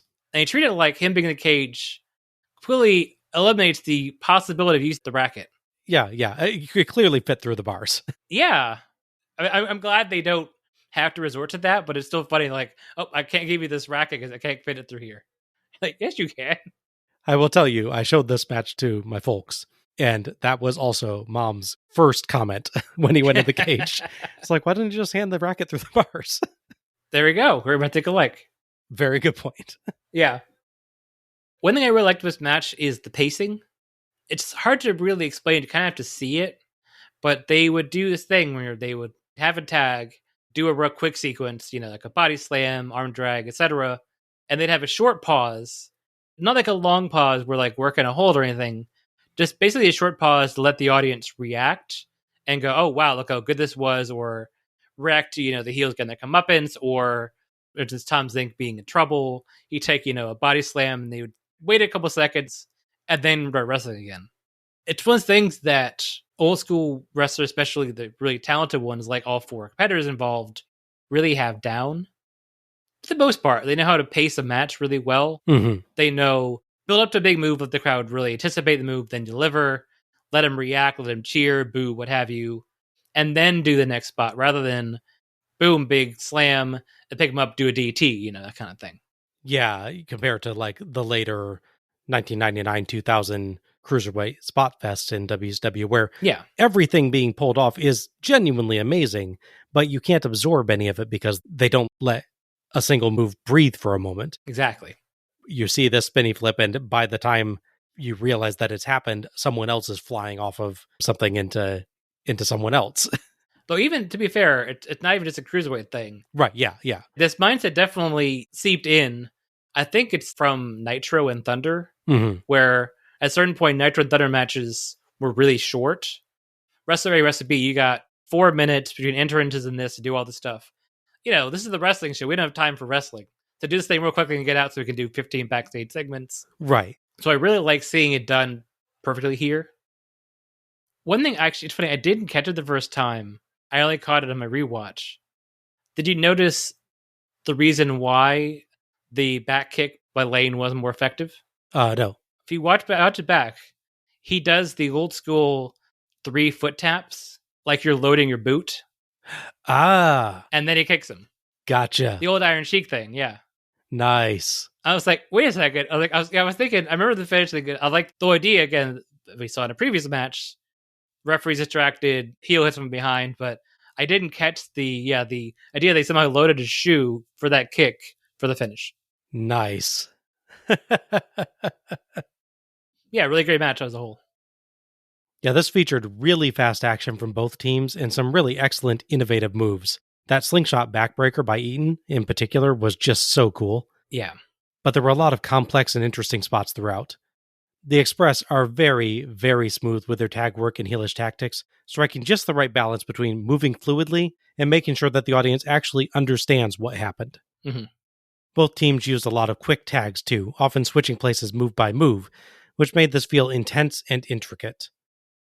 That said, I did again find that this got a little bit repetitive at times. For instance, I lost count of the number of times an Express member tagged in only to get immediately arm dragged. Yeah. It got a little bit ludicrous that they kept making that same exact error over and over.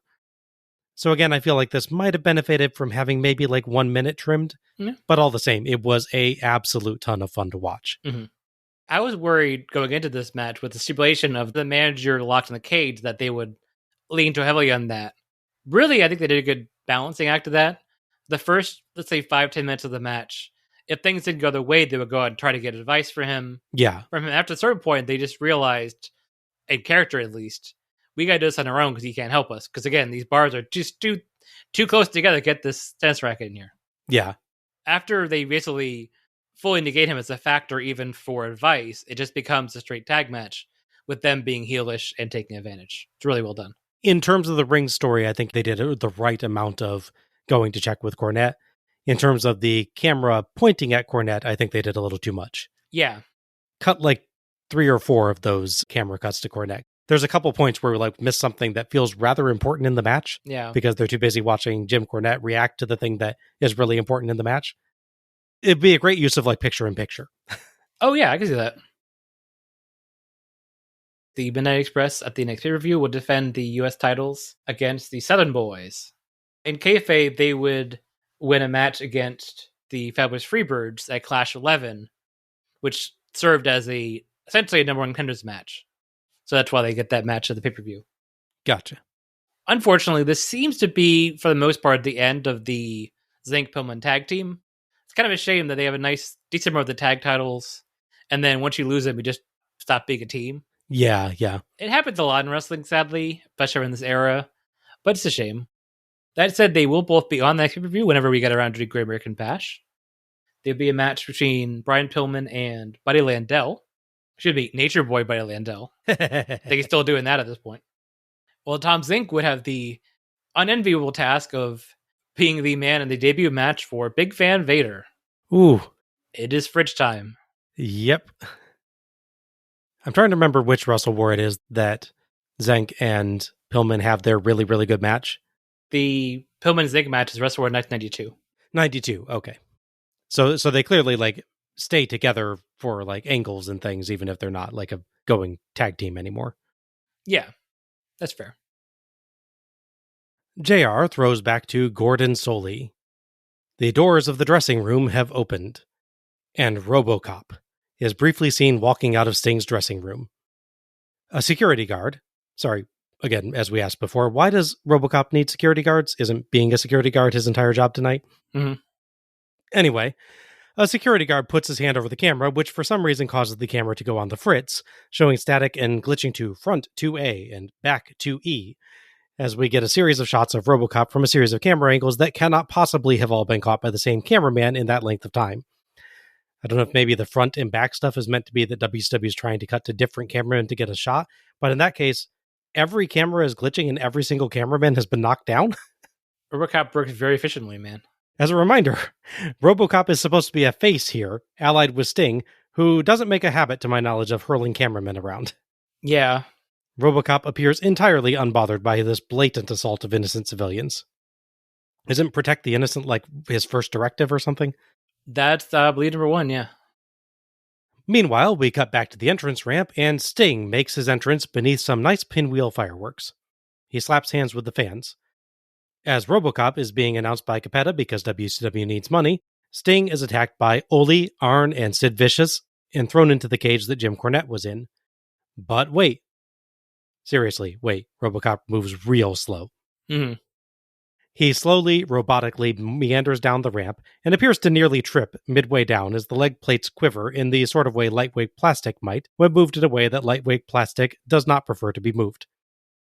The horsemen, bless them, have to back away like this is the most terrifying thing that they have ever seen in their lives. Ole tells him he'll be a bucket of bolts when they're done with him, but Robocop ignores him and rips the door off the cage with the kind of superhuman strength that Jim Cornette could only dream of. Mm-hmm. Sting celebrates and lightly bumps Robocop's arm, and the arm plate quivers in a manner uncannily like lightweight plastic might if carelessly bumped by a large muscular man. Sting slaps the chest plate at the costume, and Robocop looks down like, oh crap, please tell me he didn't break anything, because that costume is so very fragile. Ole, Arn, and Sid back away, doing an amazing job of looking nervous instead of, laughing their heads off. It's genuinely impressive. Yeah. JR and Caudle give a hard sell of how much the Horsemen are terrified of Robocop, which would be great if this were leading to a match, but there's absolutely no way that costume would survive 3 seconds of ring action. Yeah. Sting stands confidently by Robocop and says something to him, perhaps apologizing for nearly destroying the costume with a light tap. They walk backstage. Robocop appears to be holding onto his left leg plate, which flops loosely when he lets go of it. JR says Sting looks 100%, and ends confusingly with, the Horsemen wanted no part of either of those, especially the Stinger and Robocop. You can't especially and then name both guys when there's only 2 guys to pick from, JR. That's fair, yeah. Oh, thoughts on this segment? Okay, so, small positive. The whole angle is built around the shark cage, which is organically there from the last match. Very true, yep. So, even if what they're going for, Robocop walking out and bending bars from big doors of a cage, is silly and ridiculous, which it is, they at least have a good reason for the cage to be there. So, that's something. I'm trying to find positives in this. I will say the spot of him ripping the door off the cage does not look bad either. No. They made that look pretty good, considering they're having to work live with effects and stuff. I mean, not CG or anything, but like they had to have a gimmick door of this cage so that the guy could lift it off, and it does not look terrible when he does that.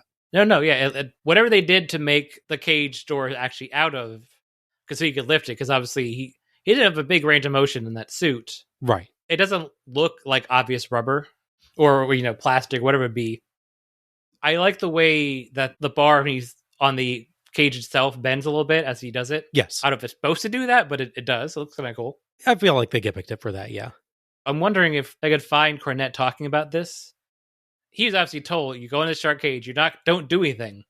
If he in character got mad and bumped the door, it might just fall off. Yeah. I imagine that it was one part of the cage is gimmicked. Yeah. They probably said, you can freely touch these 3. Do not touch this one. Yeah. Don't grab the bar where Robocop instantly grabs it because it's going to bend. Yeah. It's funny because he is a big part of, at this point, my favorite match on the show. The last match he had. But yeah, he's also so organically connected to one of the silliest moments in WWE history. Yes, true. They do a decent job here of making everything controlled. Like RoboCop does his Robo Walk, I guess is the way we describe that. Mm-hmm. Like slowly. It's a shame they don't have the sound effects in, like the movies have, with a sort of grinding gear and metal bending kind of sound effect, was really cool when he walks in movies. Oh my gosh, can you picture WCW trying to sync that up? Yes. There is a 0% chance that would go well. Oh, I know. That's why I really wish they did it. I know, yeah. I will say, it's funny, there's a lot of discussion of the silliness is the fact that RoboCop, a fictional character, is involved in this angle in a big way. It is also kind of funny how the big moment is them attacking Sting, throw him in the cage, but we mostly miss the actual attack. Yes. You see just the end of it. Yeah, RoboCop's coming in, and then suddenly he's just been shoved in the cage. I would assume they're being not gentle, but maybe more gentle than they would normally be. Because the last thing I would do is act something interesting again while he's recovering from surgery. Because the game plan here is he comes in, beat Flair for the title as soon as possible. So the last thing they do is injure him again before that and make 3 more shows happen without it. And I'm sure that, like, I know they're talking earlier on the show, like, Sting's not fully recovered. I'm sure by this point, like, he's fully recovered. Yeah. You don't put him in the actual action angle yeah. until you're sure he's good.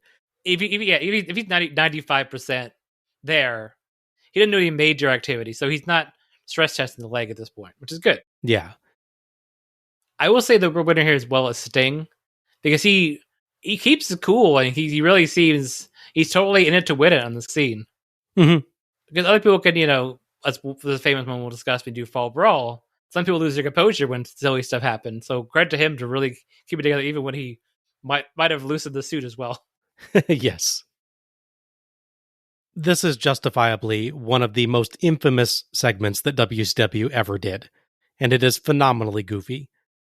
The very idea that Robocop exists in the same universe and time as WCW's professional wrestling action, is best buddies with Sting, and is having a face-off with the Four Horsemen is completely ridiculous.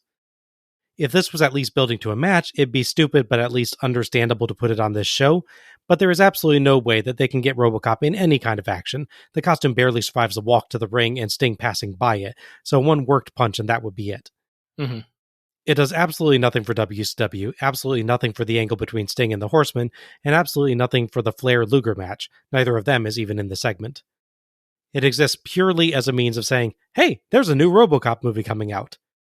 It doesn't matter that the Four Horsemen are scared of Robocop, because they're never going to meet again, even later on this very show, when something happens that you would really think would draw Robocop back out. Yeah. It's incredible the amount of time that WCW spent building up to this utter nonsense, but it's even more incredible how quickly they're going to just drop it like it never happened. Mm-hmm. I remember when I first got them, and it wasn't like when we were watching it, but I was around at some point, I was like, oh yeah, remember this show where Robocop shows up? And I tried to skim through to find it, before I actually watched the show properly, so I don't know where to look for it. So I'm skimming through, and it's like here, did they miss? I legit thought they cut it, because it's so quick on the show. Right, yeah. I'm skimming through the show. I'm like, nope. I go, this match. I'm like, I don't see it. Maybe they cut it from this version, but no, it's there. It's like a minute long. Yeah, this segment cannot last more than maybe 2 minutes tops. Yeah. To give it some minor compliments, Ole, Arn, Sid, and Sting all do terrific jobs of staying in character despite the inherent hilarious lunacy of this angle. And the guy playing Robocop, when he's not nervously checking to make sure his costume is holding together, does a respectable job of acting like Robocop, moving robotically, but in ways that feel like they have some emotion and confidence to them. Because Robocop's walk in the films it's robotic, but it's not quite fully robotic. Yeah. There's always the background of this used to be a human. Mm-hmm. And I think you do get a little of that from how he moves in it, so clearly he's kind of looked at how this works. This is a bad segment, but it's bad because of the concept, not because of the execution at all. I will say, too, as a roundabout compliment, I actually like this version of RoboCop suit with the more sort of burnished metallic look, the more shine to it that you get in this one versus the original RoboCop, where it's much more plain silver. So I'm glad they did it for this RoboCop and that RoboCop one. Fair enough, yeah. Basically, when he's not moving, the costume looks really good. It does, yeah. So companies they spend a lot of money making the suits they use in movies. Like the RoboCop suit is a great example. Or the very advanced suit with animatronics they use in the Ninja Turtles movies. Right, yeah. 1, 2, and to less set 3. However, that said, there was also companies that made cheaper, more flexible versions of the outfits.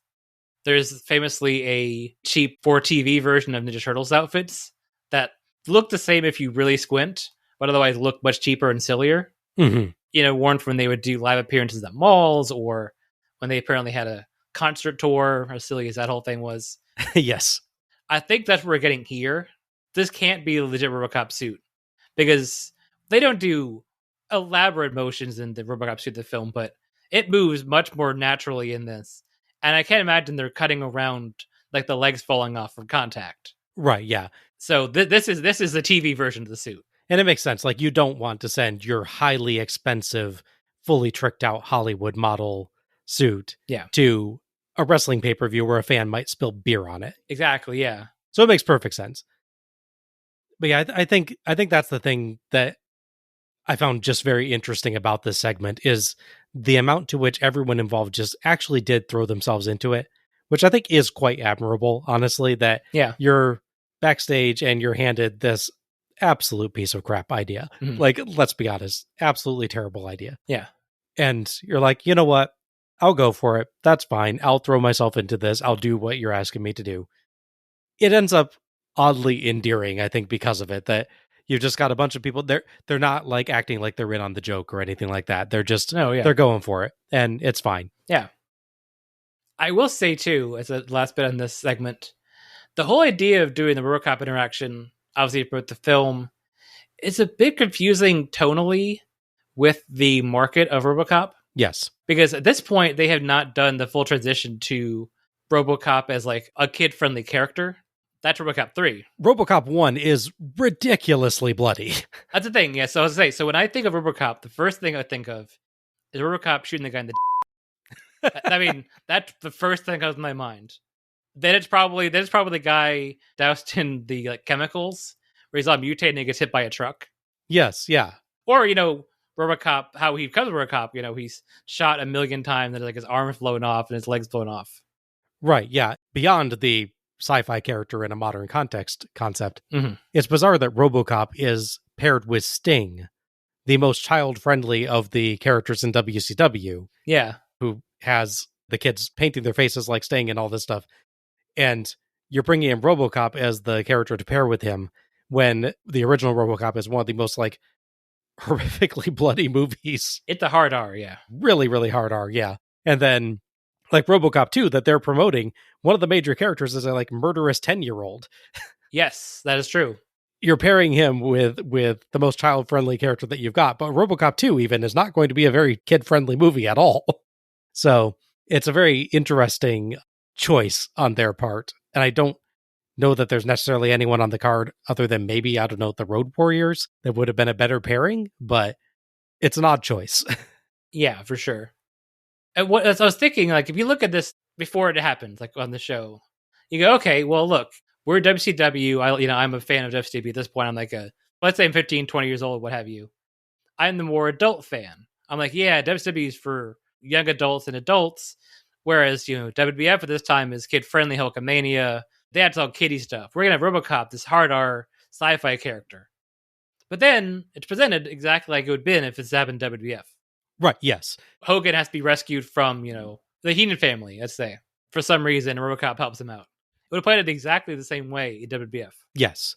This is very much a cartoonish 80s WWF angle, but it's to set up a movie in one of the bloodiest franchises of all time. Yeah. And again, they did not segue from R to PG-13 until Robocop 3. It's not even like this was when they did it. They hadn't done that yet. So it's especially fascinating. Oh, boy. Capetta takes a moment to advertise the Great American Bash, at which Sting will make his return, and throws to Tony Schiavone, who is with the Junkyard Dog. Okay, Gary Capetta and the whole world, the NWA World Championship Wrestling, very excited as we bring this man in right here, returning to the NWA World Championship Wrestling. Let's hear it for the Junkyard Dog. It's been a long time coming, And everybody got something they got to look forward to. I done been all over this world. Puerto Rico, Japan, and everybody have a downfall. But I went to the mountain one time too many. But now I'm back here in World Championship Wrestling. I'm looking for you, the Four Horsemen. Mean Mark, and anybody else that's stiff in the dog yard. Playtime is over, baby. I'm here to stay. So you just bring him on down. Like I said time and time again, every dog needs a bone to chew on, and I found myself a bone. Certainly found himself a bone and a word, not only to guys like Mean Mark, but what's going on here? Here a second, Tony Schiavone. This is supposed to be the time that the winner of that tag team match has to talk about the new champions of Midnight Express. This ain't supposed to be your time, so I tell you what, now that we've heard all that you got to say, Junkyard Dog, why don't you go on back in the back and let me say that the Midnight Express did what they said couldn't be done. Said the Midnight Express couldn't win the big one anymore. Said I'd lost it, but we're the U.S. Tag Team Champions. Where have you been the past several years, huh? Where have you been since you left the NWA? We've been out there winning matches. The Midnight Express has been winning titles. Where have you been, huh? Where have I been? I've been at 845 DeBerry Street in Louisville, Kentucky. You know where that is? That's my mother's house. That's what I'm saying. I'm your daddy. Wait a minute. You may be able to talk to me like that, but you sure can't talk to that guy like that. When Dog looks, Cornette tries to hit him with the racket, but Dog catches it and takes it, and Cornette flees. Master James E. May get waylaid here.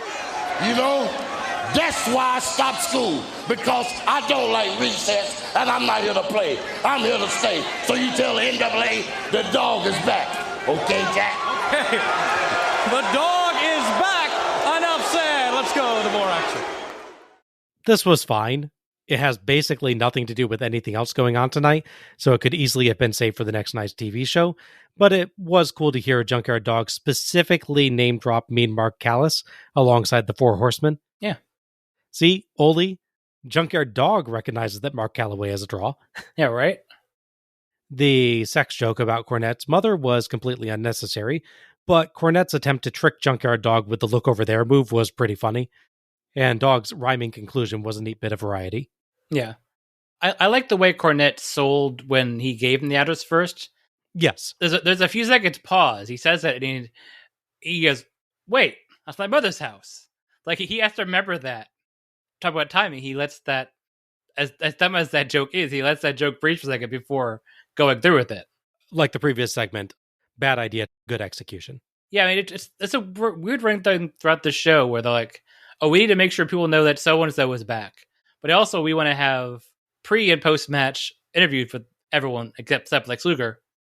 How we have them both sort of stuck together. Yeah. Our sixth match is the Rock and Roll Express, Ricky Morton and Robert Gibson, versus the Fabulous Freebirds, Michael P.S. Hayes, and Jimmy Jam Garvin, in a corporal punishment match. The referee for this one is Mike Atkins. Well, rock and roll ain't noise pollution, but it is worth fighting over. Both teams represent the musical genre and can't stop fighting each other over it. They're both famous tag teams that have worked all the territories and circuits, so you don't really need a lot of reason for a team like this or the Midnight Express to fight. I'm guessing there was some sort of angle on television which they couldn't find where I would assume the Freebirds pulled out their belts and whipped the Rock and Roll Express, thus saying this matchup. Yeah, no, I think Gibson or Morton, I think it's Gibson, does reference like being whipped before by the Freebirds, so at least there's that, yeah. And it's funny, I had a brief thought when you were talking about the way the spelling with capital is, with the cap building and all that, and I was thinking about this match. I had a quick thought and I realized that didn't make a lot of sense. Because I was thinking, they're having a corporal punishment match on Capital Combat. They could really think together, have a capital punishment match. I'm like, wait, no, that's much worse. No, don't do that. Yes, very true. A little more dangerous than a strap match. Yeah. The Rock and Roll Express's entrance music has an intro very close to Johnny B. Bad's. It's just the first few notes, though. Mm-hmm. They ride out on a platform with a jukebox, which turns out to be pretty dangerous, as a fan grabs Morton's hand as the platform rolls by, and he nearly falls off. the Freebirds come out to Bad Street, USA. The ring steps are super wobbly as they walk up, so maybe they got damaged being thrown around earlier. Oh, yeah, I can see that. JR lists the big events of the evening so far, making sure to slip in another Robocop mention. Cha-ching! Mm-hmm. Caudle says Ole always investigates whatever he doesn't understand and figures out what makes it work. So I assume that by next show, Ole will have built his own Robo-Horseman. I mean, he could bring in Ed 209. Oh, yeah. See? Speaking of capital punishment. Yes, exactly. Atkins places leather straps in the corner, as unlike most strap matches that we've seen, this is one where the straps can just be legally used as weapons. The wrestlers aren't actually tied together, and they're not trying to drag each other around the corners. Otherwise, it's a normal tag match. Yeah, that seemed to confuse the commentators who were expecting it to be a strap match. Yes. Understandably, it's rather confusing. Yeah. Yeah, because Jared talks about them being like strapped together, then he watches Atkins put them on the corner. He's like, oh. They're not doing that. Okay. I wasn't briefed. What else is new? Yeah, I was going to say, not exactly surprising that WCW didn't explain the match to the commentary team. No.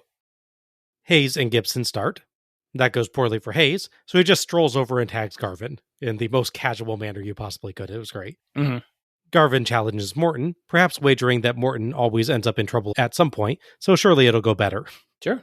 Morton mirrors Garvin strutting, upsetting Garvin. Morton sends Garvin to a Gibson clothesline once, but Garvin dodges a second, bragging as Hayes bellows, "Jimmy, behind you! Jimmy, behind you!" so loud that the 73rd row could have heard him. Garvin, however, does not until it's too late and eats a Morton clothesline. Garvin gets advantage with an eye rake and soon goes for the strap, but Morton takes it and whips him, and Gibson gets in to whip Hayes with the Express's strap. Hayes dances about, selling in about the most cartoonish way you possibly could. Yeah. Rather than keeping the weapons, the Express just put them back for some reason, but they continue to dominate, even switching without a tag, as Hayes accidentally distracts Atkins, and the crowd supports the Express. Quoth JR, all's fair in love and corporal punishment matches. Sure. Garvin hurts his knee on the turnbuckle on a dodge knee strike, so Morton locks on the figure 4, and Gibson locks it on, entering Hayes as well. Cleverly, with Garvin unable to escape, Hayes manages to rake Morton's eyes to free Garvin, which forces Gibson to let Hayes go to avoid getting attacked by Garvin. I like that little bit. Mm-hmm. Garvin gets Gibson into the corner for Hayes' punches, and Hayes gets in with the strap to whip Gibson, but Gibson gets his own strap and gets back at him for more cartoonish selling.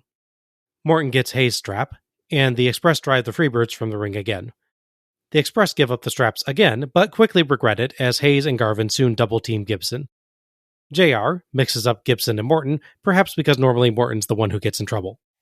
Yeah. 2 counts off a Garvin knee drop, but before long, Gibson boots Garvin in the face and tags Morton, who gets 2 off a float-over roll-up. Garvin's kick-out, however, sends him straight into a solid Hayes punch, and Morton is out. Saved only by Atkins checking the interference before counting the pin for 2. Morton gets beaten down, as is his wont, selling Hayes' left-handed punch as super powerful. 2 counts off a Hayes top rope punch, Hayes elbow drop, and Hayes bulldog. They even choke Morton with the strap. Morton fights back, but is too stunned to make tags until he shoves free of a Hayes bulldog and rolls to tag Gibson. Gibson, like Rich and Z-Man before him, beats up both guys and puts a sleeper on Hayes, only to be stunned by Garvin. Faces, stop using sleeper holds tonight, okay? Yeah. Garvin disposes of a charging Morton and kicks him straight in the face when he tries to get back in. Hayes DDT on Gibson, but he struts instead of pinning.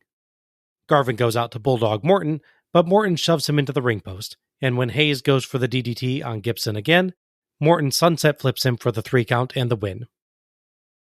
The timing was a tad off on that. Hayes clearly had a chance to see Morton coming, but it's a complex spot. Gibson and Hayes were legal. Morton grabs the strap and whips the Freebirds until they flee. Caudle and JR agree that Hayes' showboating cost him the match. Thoughts on this one? This is a pretty enjoyable match. It's a classic pairing. I mean, you have very famous Southern tag teams, or I guess Southwest if you're going to be picky about with the Freebirds. You have famous from working in Texas with World Class. Unless the duo is in full body cast, they're going to deliver regardless of what the stipulation is. Yes. They definitely know each other quite well. They have this quick, subtle way you can work someone over and, get your advantage and everything. So it's very classic tag team match formula, worked by two classic tag teams, so I'm not really complaining there. That said, they do promise us a gimmick match, the corporal punishment match, and it factors so little into the match, it's kind of frustrating. It's shocking how little the straps get used, yeah. It feels like, and I don't know for sure, but it feels like the gimmick was like pushed on them, like, hey, you guys should work a strap match. And maybe they worked a house show or two like that, like they worked a straight strap match, maybe without the the touching the corner spots, because that's hard in a tag team strap match. But do it like the tag team strap match with the Public Enemy and Nasty Boys, one where they're actually tied together. Yeah. I would almost bet they either considered that or even worked a match like that, just didn't like it. Mm-hmm. So they said, yeah, how about we do this instead? And with classic WCW inconsistency and no one right sure is in charge, they got away with it. Pretty much. It's not to say it's a bad match at all, though. Yeah. I think the thing about it that bothered me the most is that there's never a reason for them to give up the straps. Like, no one says the rule is that you can only use the strap when X happens, and then you have to put it back or anything. They just always use it for a little bit and then just kind of set it aside. But not because they're like trying for a pinfall or something. Like in other matches where a particular weapon is legal, like a chairs match or something like that. Yeah, sure. Sure, there were better examples. Singapore cane match. Right. You'll use the weapon, you'll smack the guy with it, set it down to go for the pinfall. Sure. And it makes sense why you've surrendered the weapon for a second. And then, like after the kick out, you'll either go back for the weapon and get interrupted, or you'll just go on fighting for a bit and then someone will grab it again. So like there's a storyline explanation for why the weapon is given up. In this, it's always like, we whip the guy for a little bit. And even though it would still be to our advantage to keep these in our hands, and we don't have a reason to be dropping them because we need our hands for something else at this moment. No. We're just going to set them in the corner again. And you're like, why? I'm like, I don't know. Yeah, for sure. Yeah, it's a bit of a distraction for the match, which is a shame because the straight match with these guys is really good, and that's mostly what we get. Yeah, absolutely. Like, if you ignore that plot hole, this is an excellent match. Agreed. Yeah, I still found it good, solid fun. The Rock and Roll Express know exactly how to get the crowd on their side, of course, and after a hot opening segment filled with fun character bits, making fun of the Freebirds, and some surprising, charming rogue behavior from the Express, cheating more than the Freebirds, each does a terrific job in peril, letting the Freebirds look really, really good beating them up. There's some quite nice double teams in here, and some good sudden surprise shifts. I particularly like the bit where Garvin kicked out of a pinfall to send Morton into Hayes' punch. It was really smooth, just perfectly executed. Yeah, he's a great snap on those punches. That said, the holds are not as active as I would like, though they aren't super long. And like we said, the straps get involved much less than we expected. Overall, though, this was a lot of fun and had a good flow and a story leading up to a nice, feel-good end with the Freebirds paying for their arrogance. Yeah. It is a little weird that he hits his big finish and then they go for a pin. So he's just like, I'm going to pick him up and just stand around for about 15 seconds. Just enjoy you looking at me and then do my finish again. Yeah. I'll have a return on him. Yeah, the timing was just not quite there. They've got a little miscommunication about the exact timing of that spot, unfortunately. But yeah, it works out. It's just like you can tell, like, okay, he really should know that something's about to go wrong. Yeah, or at the very least, he would have just hit the DT again. Right, yes. The credit I will give them is at least Hayes is an arrogant enough character that it's not completely out of character for him to like stall like that. No, yeah, for sure. In what feels like accidental synchronicity, the Rock and Roll Express would challenge the winners of the upcoming tag team title match, while the Freebirds would challenge the losers in a non-title match at the Great American Bash. If they planned that, that's very impressive. That's neat. I did some look up on Cage Match on the Rock and Roll Express for you, Bob. Do you want to guess when the most recent match they had together was? 2021. June 2024. Oh my gosh, this year. Yeah. Awesome. Oh, it gets better. I found even more recent matches interesting as well. So Robert Gibson, without Richard Morton, he won a tag title for Ohio Indie Fed. I was in late August. Wow. Okay. Yeah. So yeah, they're still working. Okay. Well, look, I can imagine they probably slowed down, but I also can imagine that they're still very good at getting people's sympathy. So yeah. Oh, I almost forgot to mention Gibson's partners was not Morton. It's Tommy Rich. Oh my gosh. So he's also still wrestling. Okay. You know what? Do what you love, guys. Exactly. As long as you're, safe and healthy doing it, do what you love. Yeah. Yeah, I was thinking, I knew they worked recently, but I was like, I didn't realize it was that recently. That is amazing. We cut to Tony Schiavone, who is with Doug Furnace, the world's strongest man. All right, Jim Ross, Bob Cottle, thank you very much. We're very pleased here at World Championship Wrestling to bring in a man that you'll be seeing a lot of in the weeks to come, the world's strongest man, Doug Furnace. And Doug, good to have you here. And I know you've been in the back talking with Lex Luger about the situation. Well, that's right. Thank you, Tony. Yeah, I just saw him back in the dressing room a while ago. For a guy that's been in the hospital for 2 weeks, he looks pretty good. I think he's going to be ready to go. Really a courageous man, when you say. It's incredible. The guy was in the hospital for 2 weeks, taking on the world's best, probably professional wrestling, greatest ever heavyweight champ. That's Ric Flair. And I wouldn't be real surprised if we had a new world champion tonight. Okay, Doug, thank you very much. And we'll be seeing a lot of Doug Furnace in the weeks to come here. World Championship Wrestling, the world's strongest man. Now, just a few moments ago, we all witnessed the Stinger. And let's bring him back out once again. Sting, we've seen the attacks from the Horsemen. I know you've been in the back with Lex Luger. This is his big moment. Yeah, Tony, the bottom line is we've all heard all the warnings from the doctors, top NWA officials, other wrestlers all warning Lex not to step into the ring with Ric Flair. And I know from experience with the Horsemen just how much it means to Lex to get back into the ring with the Horsemen and get that title from Ric Flair, the Nature Boy. The bottom line is, like I said, it's Lex's body, it's Lex's decision, and I would do the same thing if I were Lex Luger and get in the ring and take the title once and for all from the Nature Boy, so you're going to see him do it. Period. All right. From Sting, and the stage is set, but right now, let's go back to the ring. Furnace came off like a darn nice guy here, and he actually helped to set up Luger's heroism quite well. Mm-hmm. It sounds like this is his first WCW appearance, but he seemed quite comfortable in front of the camera. Sting, of course, was Sting. Blessedly, Tony didn't make him address the Robocop angle at all, as I suspect Tony and Sting want to focus on that even less than most fans did. He gives a good coverage of the need of an athlete to face a challenge, even if the risk is perhaps inadvisable, which honestly seems to hold true even in regular sports at times, for good and ill. Yeah. He does get a tad muddled in the middle of the promo, and he mixes up Rick and Lex, but he just gives himself a moment, gets refocused, and finishes strong. Good segment. Yeah, it's fine. Our seventh match is Doom, Ron Simmons and Hacksaw Butch Reed, with Theodore R. Long, versus the Steiner brothers, Rick and Scott, for the Steiners' NWA World Tag Team Championship. The referee for this one is Randy Anderson. Storyline? Yeah, so this match has been somewhat of a long time coming. As we saw back at Starrcade, of course, the Steiners were tag champions then, as part of that complicated tag team tournament with all the other teams, including Doom, of course. In February of 1990, they had a pay-per-view match where the masks of Doom were put up against the titles held by the Steiners. And as you can probably tell from watching the show, the Steiners won the match, because of course they're still champions, and Doom is not wearing a mask. It's a tremendous shame the Steiners don't come out wearing them.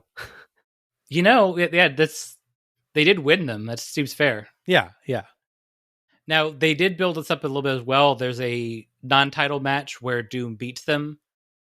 They've proven that they, even obviously wasn't straight, they can beat the Steiners. Right, yeah. And obviously, Doom has also proven the Steiners could beat them in the previous match in February.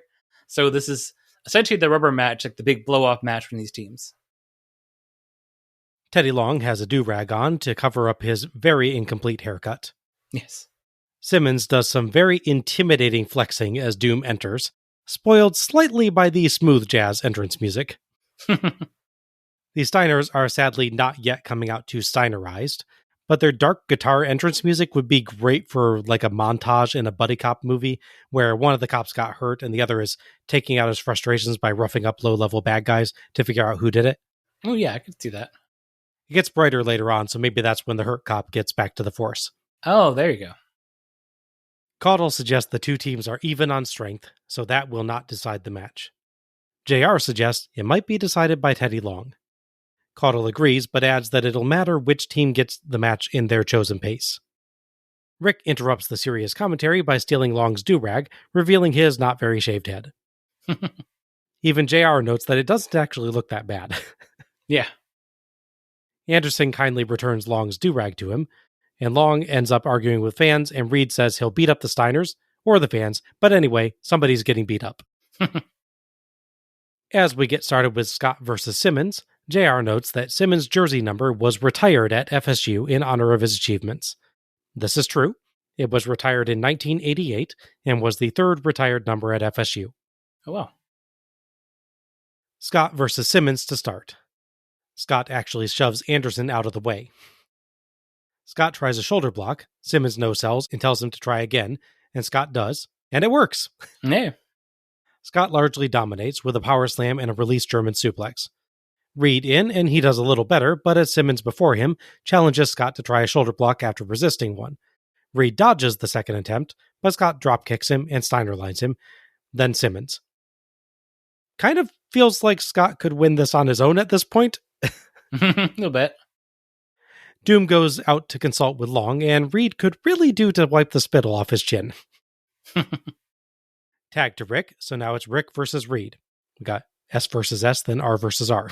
Yeah. Reed lands strikes to Rick, and they collide on a Steiner line attempt. I'm not sure that was intentional, but Reed chucks Rick through the ropes. Yeah. JR and Caudle build up the enormity of someone managing to effectively block a Steiner line, so if it was a botch, it ends up used quite well. Yeah, that I'm still not sure what happened now. I watched it a couple times, like, let me say it again? Yeah, I'm still not sure. Rick gets revenge with the Steiner line, and Reed goes out, so Rick slams him on the floor. Simmons protests, and Anderson shows him away, so Scott actually runs out heelishly to send Reed to the barricade. It's an interesting amount tonight of faces acting just a touch heelish in their matches. Yeah. Rick and Scott continue to dominate until Reed hits Scott with a jumping knee strike and chucks him over the top rope. Simmons beats him up outside and taunts the fans, asking them if Scott is their champion. Simmons and Reed trade off beating up Scott, as JR claims Simmons is Burt Reynolds' favorite wrestler.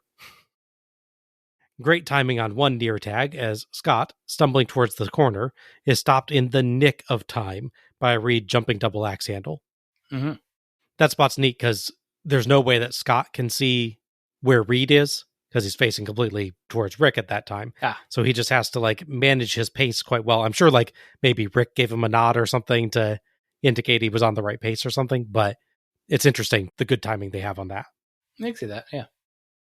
2 count off a Reed swinging neckbreaker, and Doom brutally beats Scott down, redeeming themselves for the opening, including an absolutely devastating Simmons charging knee that sends Scott through the ropes.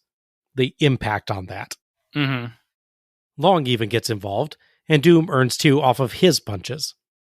Scott muscles Simmons into a single-leg fireman's carry takedown, but is too battered to take advantage, and Simmons is up first. 2 off a Simmons clothesline. Scott manages counters, but takes a real beating until at last he back body drops Simmons, then hits the Frankensteiner. Huge reaction from the crowd for that, and both make the tag. Rick power slam for 1, double Steiner suplex for 2, but Simmons chucks Rick out, and Reed lifts Scott for a Simmons second rope clothesline, but Rick saves. Scott tackles Simmons through the ropes. Come on, Simmons, you played football. Rick goes for a top rope belly-to-belly suplex, but Simmons runs Scott into the ring post, and Long distracts the ref, so Simmons can double axe handle Rick and pull him down with Reed on top for the 3 count and the win. Scott is seconds too late to save. Simmons and Reed celebrate. Reed is trying to act heelish here, but he's too happy about the title win, so you catch some really genuine smiles from him, looking quite emotional. Mm-hmm. The replay shows some nice work by Long, as while he's arguing with Anderson, he blocks Anderson's vision with his hand subtly. Anderson kind of glances towards the corner for a moment, and Long makes sure to put his hand in the way. Yeah. So it's a really, really nice touch by Long there. Very cool. Thoughts on this one? I thought this match was really good. It was quite enjoyable, and like the opening match of the show, was very hard hitting. Mm-hmm. It definitely felt like these are guys, again, as you talked about, they've wrestled a bunch of times. I think they really expect each other to just go all out. It's almost like if you don't just run full speed at a guy and hit him, he's going to be offended. Really feels like with the Steiners, you hear these stories about them. Right, yeah. It's like, oh, you know, what, think I'm too weak or something? You know, that kind of weird macho mindset that some guys definitely had back then. Yeah, well, and you figure like Simmons and I think Reed too, being former football. Yes, they're both. They're used to guys running full force into them and landing hard on hard surfaces and everything like that. So I imagine they were like, yeah, let's just do it. Yeah, their experience together definitely shows. It's definitely not like the first or even second time these guys have fought each other. Mm-hmm. Like they have the rhythm down, they have the timing down, all these little things, the little subtle things that really make matches good. They have them. This match for me really is a great example, like a masterclass in heel tag team wrestling. Because once they get the advantage, they find all these ways to keep the advantage. And on top of that, I thought Scott made a really good face in peril. He did an excellent job, yeah. That's the thing, because again, this is the 5th of 5 tag team matches on this show. So it's got a lot of competition on this show, more than most other shows. So he really stood out, even with Morton and with Zink and Pillman. I like the way that, like we saw to extent with Nakatanda, he's constantly fighting to get away. Yes. He's not just like, once he goes down, he starts crawling. He's mixing both him hitting his big power moves like he would do if he was in control of the match, but also working them in just to get a separation. Right, yep. Like the fact that he just pulls out basically a stump pile driver, the sort of Jerry Lawler style pile driver, to try and escape and get a hot tag is not something you see very often. Or the one where he does I think it's basically a T-bone suplex to try and get away to get this big tag. Yeah, it's neat. He gets still to hit his really big power moves, but he does a good job of like, okay, but that was all I had. Exactly, yeah. You know, and he slumps afterwards and just cannot get going again. Yeah. Yeah. He does an excellent job of like showing the impact that the match has been having on him and the buildup of injuries and everything. It's an excellent performance. Mm-hmm. I will say everyone does a really good job here. Reed, like early on, surprised me when he does a leapfrog. Yes. He's a big guy, and leaping over either Rick or Scott, whichever one it is, I forget which at that point, is legitimately impressive. Mm-hmm. Yeah, absolutely. They're going to duck for you, but you still got to clear a good 5-6 feet on a frame like that. You, to your point, Tay Long, the way he interferes is really well done. I will have to point out that there's a bit of a lack of creativity if you look at this show as a whole with how the finish plays out. So as a refresher, the finish to the Samoan SWAT team versus Rich Rotunda match is that the one SWAT team member is in the ring while the ref's distracted. The other one jumps out the top rope with the double axe handle so they could pin the guy. Mm-hmm. In this one, Rick is up on the second rope / top rope with Reed. Thank you, with Reed. While the ref's distracted, Simmons runs in, hits a double axe handle, and then pulls him down from the top rope to the floor. Yes. It's essentially the same finish, just slightly reworked. Yeah. Now, to their credit, though, this is one of only 2 tag matches on the show that does not involve the face putting on a sleeper hold as part of the finish and getting hit. That's true. And we got 3 of those in a row. Yeah. I believe this is the 3rd match on the show as well that has the spot where the bad guy tries to hip toss the face and just gets clotheslined. Yeah, I think it is. One time it is the heel doing the final clothesline. I think it's Callis does it on Ace, but yeah. It's a very exact spot to see 3 times. And it's just a case of having 5 tag matches at a show. Yeah. 1, there's a lot of matches, and 2, there's a lot of quite long matches. So you do end up seeing some repeat spots more than you normally would, I think. Mm-hmm. Just think there's a Great American Bash show that's literally all tag team matches. So we'll see how often that show repeats. But again, my critiquing of repeated spot throughout the show aside, I really like this match. Like a lot. Yeah, this was a really big, tough, hard-hitting match between 2 big, tough, hard-hitting teams. There is a lot of oomph to this match. Mm-hmm. Particularly with the Steiners just muscling Simmons or Reed up for some moves. But Doom were no slouches either. Those knee strikes in particular were vicious. Oh, yeah. The Steiners do maybe come off a little too powerful at first, but Doom recover and look like a real threat as the match goes on, so it turns out fine. Mm-hmm. A lot of really big, powerful hits, some really nicely timed tag attempts, and a chaotic but fun ending sequence made this a really fun watch.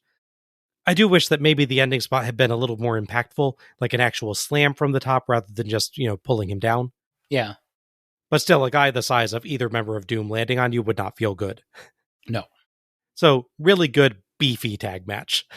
Mm-hmm. All they needed was like a third team of Scott Norton and Ice Train, and this would just be the highest beef content in wrestling history, probably. It would be USDA approved, yes. Yes. The team that lost the match, that being the Steiner brothers, would fight the Freebirds, while the Rock and Roll Express, who won the previous match, would challenge Doom for the tag titles. I am genuinely interested to see both of those matches, honestly. Oh, yeah. But Rock and Roll Express and Doom is a match I do want to see. Can you imagine what Ricky Morton will get up to? Mm-hmm. I will note, too, this is not fully the end. They do have a rematch at Clash of Champions 11. I think it ends in qualification. So they keep the titles on Doom. Basically have a blow-up match, because the Steiners and Doom, as good as a tag duo as they are, that being a duo of tag teams, it is, they have fought each other a lot, and this feud has been going since December of last year, so it's good to give a little breathing room, especially with all these tag teams they have. Yeah. You were talking about Scott's performance and how he's acting a little bit heelish. Well, that seems to play into booking that would go on a little bit in this year of 1990, and then into 91, 92. They started a thing on the TV show where they would have a 3-show challenge where they take a wrestler and he's got to beat 3 different people, like big stars, and successive shows. And if they win, they get $10,000, like a bonus. Mm-hmm. And the first person to actually do that, to beat all 3, was Scott Steiner. So clearly, management's like, nothing against you, Rick, especially if Rick is there, but Scott is the guy at this point, even 1990, this guy really to be a single star. Yeah. Isn't that part of why they end up leaving? That Scott's just like, I don't want to be a single star. I want to tag with my brother. Yeah, exactly. But that's not for a couple of years, though, I think. Still. That's by late 92. Which probably shows why every time we saw them on the New Japan shows, it's Steiners together, because that's just what they want to do. Yeah. Which I get. I mean, look, number one, they're good at it. Yeah. And number two, they're brothers, and it's probably really, really fun to hang out with your brother doing this kind of thing. So, I mean, I wouldn't want to give that up. No, exactly. I get that. We cut to JR, who notes that we've had 2 title changes tonight, and throws to Tony, who is with Teddy Long and Doom. All right, Jim Ross, here they are. And Theodore, I guess you got to be happy. We saw what happened, everything up there, and you have new World Tag Team Champions. Let me say something to you right now, Tony Schiavone. I told you, I told the world, I told the NWA, and my prediction is true. You're looking at your new World Tag Team Champion. So, I lost a little hair, but I gained the world, baby. Show them the belt. Show it for them. Well, there they are, the Tag Team Champions of the world. Told everybody, you thought we were just a couple of fly-by-nighters. Well, we're real professional athletes. And let me tell you something, people. I've told you, and I've told you time again, Doom is world championship material. And one more thing, Doom rules, baby. Doom rules. Where it belongs. From now on, Doom will be the World Tag Team Champion. And with a good, clean fight, we didn't break no rules, just like we promised it would be. And we took it like a man. You understand? We told them folks we were going to take them, and they're home. How sweet it is. Tony Schiavone, there's going to be a big celebration tonight. You're invited to the party. Somebody better go get Jim Hart. Tell him to come to the party, because we done it. Show him, baby. Woo! All right, new World Tag Team Champions Doom. Let's go back to more action. Darn good promo by these guys. It's almost face-like, but it's ever so slightly disingenuous enough to be heelish. Yeah. Especially on the part of Simmons claiming that they broke absolutely no rules, despite, massive amounts of choking and their manager providing a distraction in the finish. Mm-hmm. My favorite line was definitely the one from Long, where he says he lost a little hair but gained the world. That's a great line, yeah. Just incredible. Really brilliant line. So our final match is Lex Luger versus the Nature Boy, Ric Flair, with Woman, in a cage match for Flair's NWA World Heavyweight Championship. The referee for this one is Mike Atkins.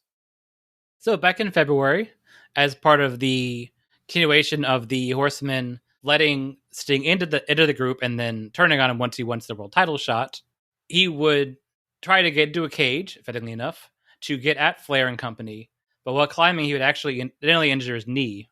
It's a real, sort of freak accident, just taking a step the wrong way and landing wrong, just really messed him up. So that put a stop to what would have been, obviously, the main event of the next show, Flair versus Sting. So now it's on ice for a while. So he had to pivot a bit, and Luger, who I don't think was full-on heel, but definitely wasn't full-on face, has to go full-on face as really lean into the fact that he's Sting's friend. Mm-hmm. And obviously they go in a gym together for a while, a bit later, so that's a legit thing. So fair play to bring that into the story. So in the previous show, Luger got a title shot. However, those shenanigans happened. As such, he was granted a rematch. And since he got a rematch, the Horsemen obviously don't want him to win the title. So they did an angle on television where they attacked him, simply targeting his leg and his knee the same way that they, quote-unquote, injured Sting's knee. Because in kayfabe, they attacked him. That caused injury, not just a freak accident climbing. Which, yeah, I mean, obviously, his storyline, you don't go, yeah, I was going to fight you, but I actually, slipped in the shower, so I can't fight you. You want to go, oh, actually, you beat me up. That's what happened. So it makes sense why they would do that. As they mentioned throughout the show and commentary, they're really selling that he was in the hospital for a long period of time, like he had an infection, sepsis and all these things, and he's fought through it, and even though he's not 100%, he's going to challenge for the title, win it for Sting tonight. Sadly, Luger does not yet have his mid-90s incredibly catchy theme, just a generic slow rock guitar track.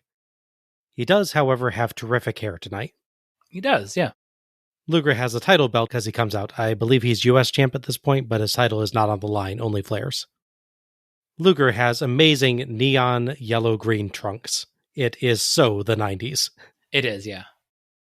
JR says that Luger got out of the hospital this morning, but decided that he couldn't let the fans down. He says Luger is courageous, but can he be the man to beat the legend? Oh. Interesting twist on the usual line there. Flair gets sparkly pyro and has a black and silver robe and equally great hair. Yes. Woman also has a nice pink and silver dress. Caudle says Flair has been the wrestler of the 80s and may be declared the greatest champ of all time. JR just has to sneak in one more Return of Robocop as the cage starts to lower. Pay me. Gotta add a few more dollars to that check. Absolutely. The large cage lowers down. It is a bit oversized, covering the ringside area as well as the ring itself. I'm not sure, but this might actually be the cage used in the Thunderdome match that we're going to see on Halloween Havoc 89 next time. I think it might be, yeah. We'll have to see when we get to that.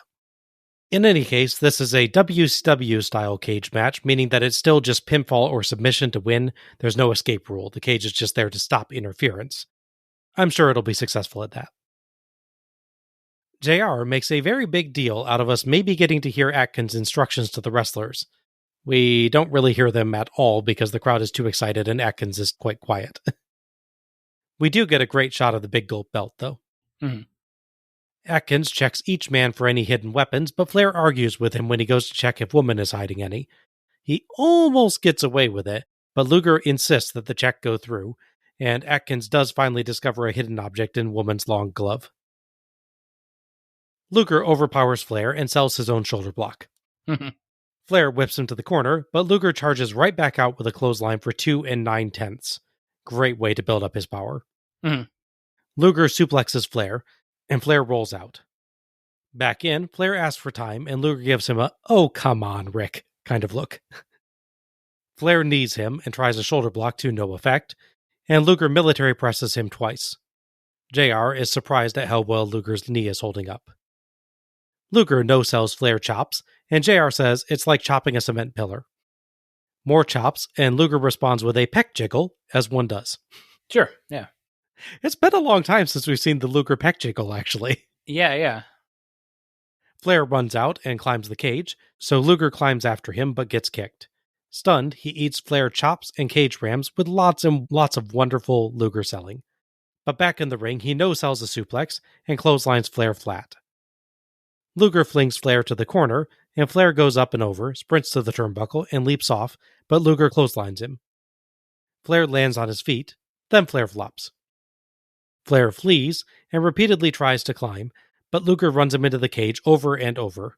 Flair is bleeding. Back in, Flair tries a jumping forearm, but Luger just stands there, and Flair bounces off and crumples. 4 guys in the crowd have Lex painted on their chest. L-E-X exclamation point. JR says Lex has a legion of fans, and the Lex Legion or Luger Legion would have really been a great fan group name. Sad they're not fans of the sci-fi show Lex, because that has 2 X's in it. Yeah. We were talking about this on the show, that like Lex doesn't work with 4 guys, and Luger doesn't work with 4 guys. You either have to have 2 letters on somebody or come up with another thing to add. Yeah, exactly. Luger tries a superplex, but somehow injures his knee despite it in no way making any kind of contact with the mat. Yeah. Yes, that's true. He writhes around, doing a tremendous job of selling, I'll give him that. Flair works the knee with knee drops, kicks, and more, and Luger tries to scoot away, but Flair drags him back to the center of the ring and slaps on the figure 4 leg lock. Luger writhes and slumps for a couple 2 counts as Flair grabs the ropes, even the top rope, for leverage, but Atkins catches Flair and forces the break. Ole, Arn, and Sid come to ringside as Luger revives and repeatedly clotheslines Flair. JR asks where Barry Windham, another horseman, is. Ole shouts desperately as he and Arn try to find a way into the cage. Luger demolishes Flair, and Sting charges down the ramp to fight the horseman, but gets triple-teamed. Suddenly, Sting's best pal appears. No, not Robocop. No. That's so 1 hour ago. Yeah, right? It's Gigante. Admittedly, he looks pretty cool being taller than Sid. He does, yeah. He chases the horseman off. JR sells that in almost exactly the same language that he used for Sting and Robocop earlier, saying, "The horsemen want no part of Sting and the biggest man that I've ever seen." Yeah, and the horsemen both times do the slow back away through that side part of the crowd to loop back to the backstage area as well. It's like they had planned on using that to introduce Gigante, and then someone came to them with the Robocop cross promotion. Yeah. So they're just kind of repeating that now. Makes sense, yeah. In the ring, Luger gets Flair in the torture rack, but the cage suddenly raises as JR says Ole must have gotten to the controls.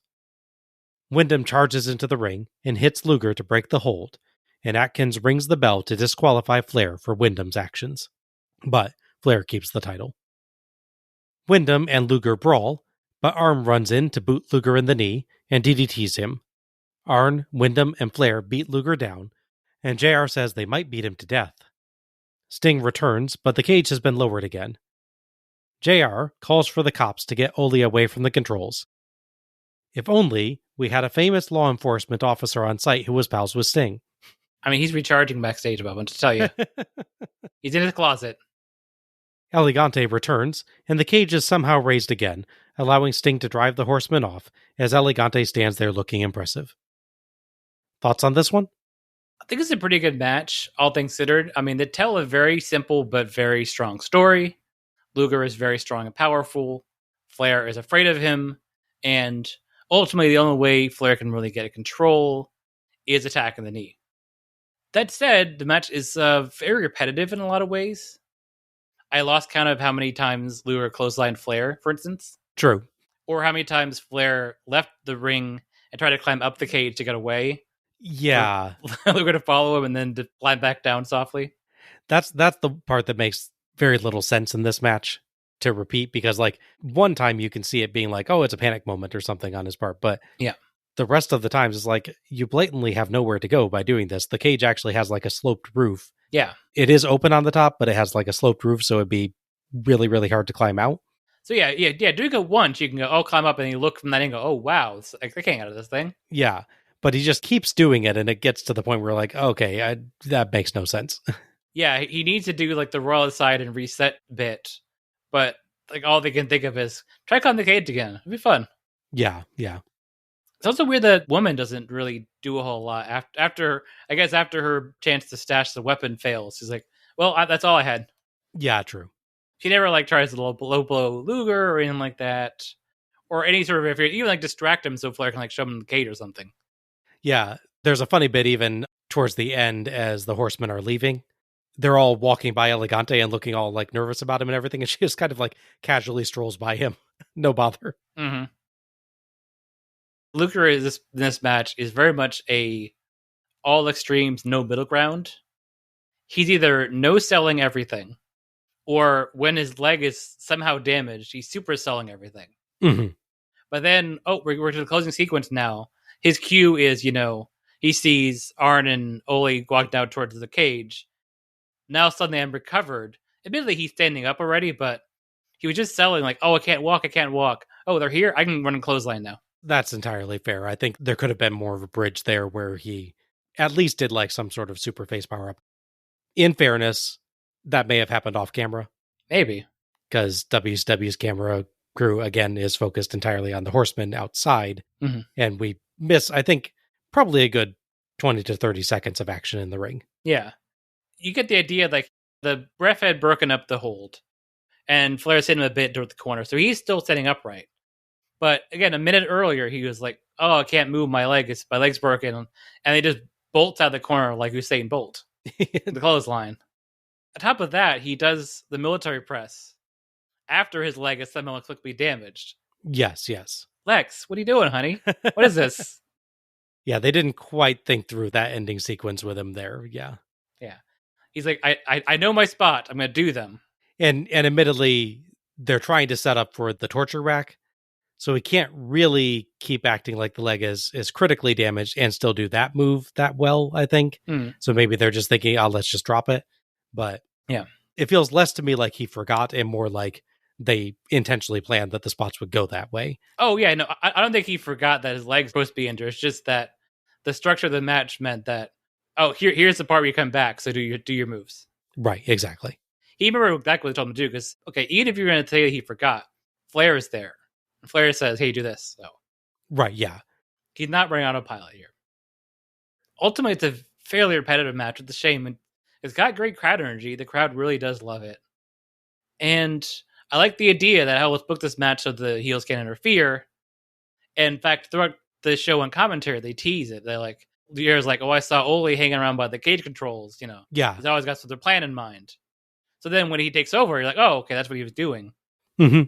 But then just so many inconsistencies, like Sting comes back after sort of chasing off the Horsemen, and then they come back into the cage, and he's gonna do what they did. I'm gonna walk around the cage trying to find a way in, even though I know there's no way in. Instead of, I don't know, going to the back and stopping Ole. Well, he assumes that RoboCop's doing that. Maybe that's the case. Okay. Peter Wells in the back, smoke a cigarette. What am I just doing here? I'm not even on the show. I guess it's kind of a Chekhov's gun situation. Like, well, this cage, I'd heave the Horsemen interfering. Oh, never mind. They took control of the cage. So, and as always, I don't like sort of abrupt DQ finishes. I get the story and I get context, such as that this is a placeholder until Sting can win the title from Flair, but it's still a disappointing DQ finish for me. Okay. For me, Flair and Luger put on another in a string of good, solid contests between them. It's as usual focused on the contest between Luger's raw power and Flair's strategy and tricks. This isn't a if you've seen one, you've seen them all situation, but you will definitely recognize the flow from other matches with these two. That said, this one changes things up in a few ways, with the story of Luger's pre-existing injury adding some tension from the start that the commentary team nicely builds up, and both guys making heavy use of the cage. Perhaps a bit too heavy, as we mentioned, as it made very little sense that Flair kept climbing it when there blatantly wasn't any place he could go. Yeah. I enjoyed the Luger selling, of course, both his usual over-the-top whoa and oh, and his genuinely great selling of the knee late match. Yeah. However, the spot where the knee actually got hurt didn't have much justification. I will never understand why they have it happen by accident so much in Flair matches when his entire strategy focuses around the knee. Yeah. Have him do it on purpose. Yeah, he never actually attacks the knee in the match. Until the injury. Yeah, after the injury, yeah.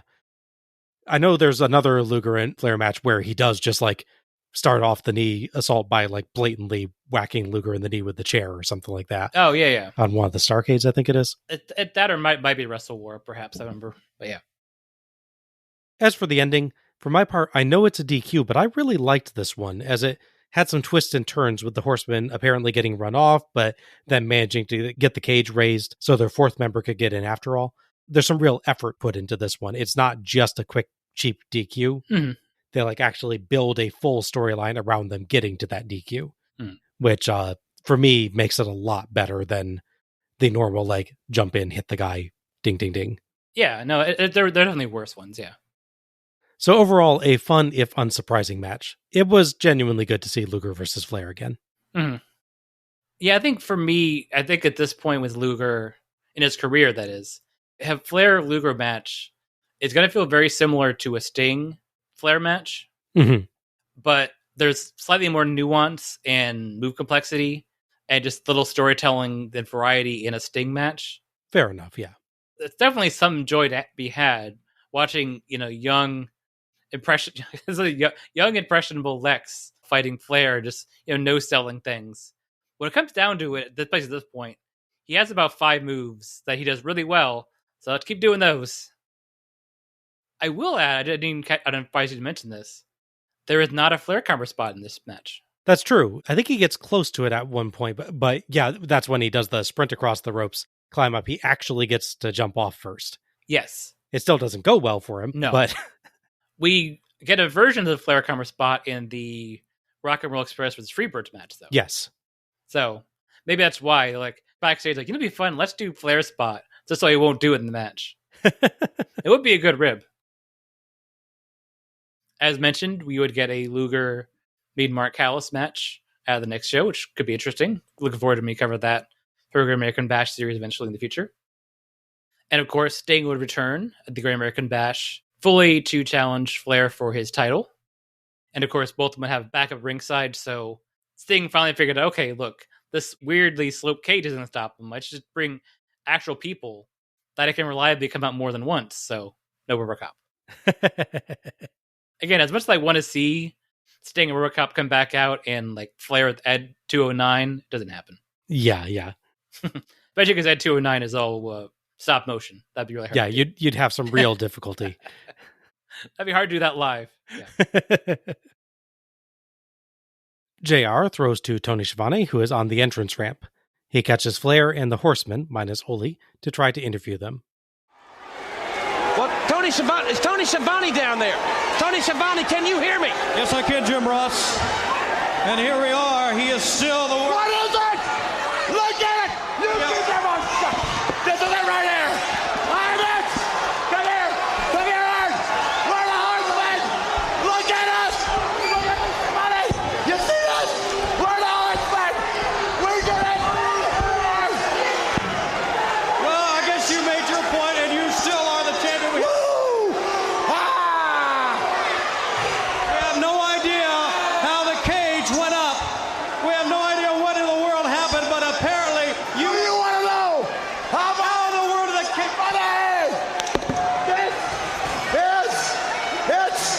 This is the world title!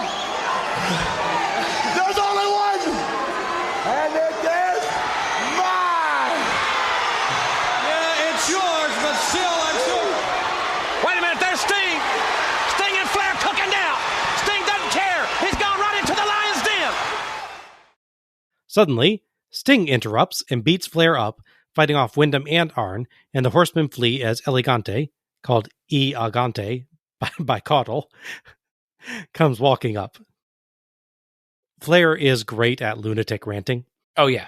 He moved around so much in this that Tony could not keep the microphone reliably pointed at him, making it hard to hear parts of the promo, but it didn't matter. You could tell that this was a crazy ranting villain, and that was all that you needed from the segment.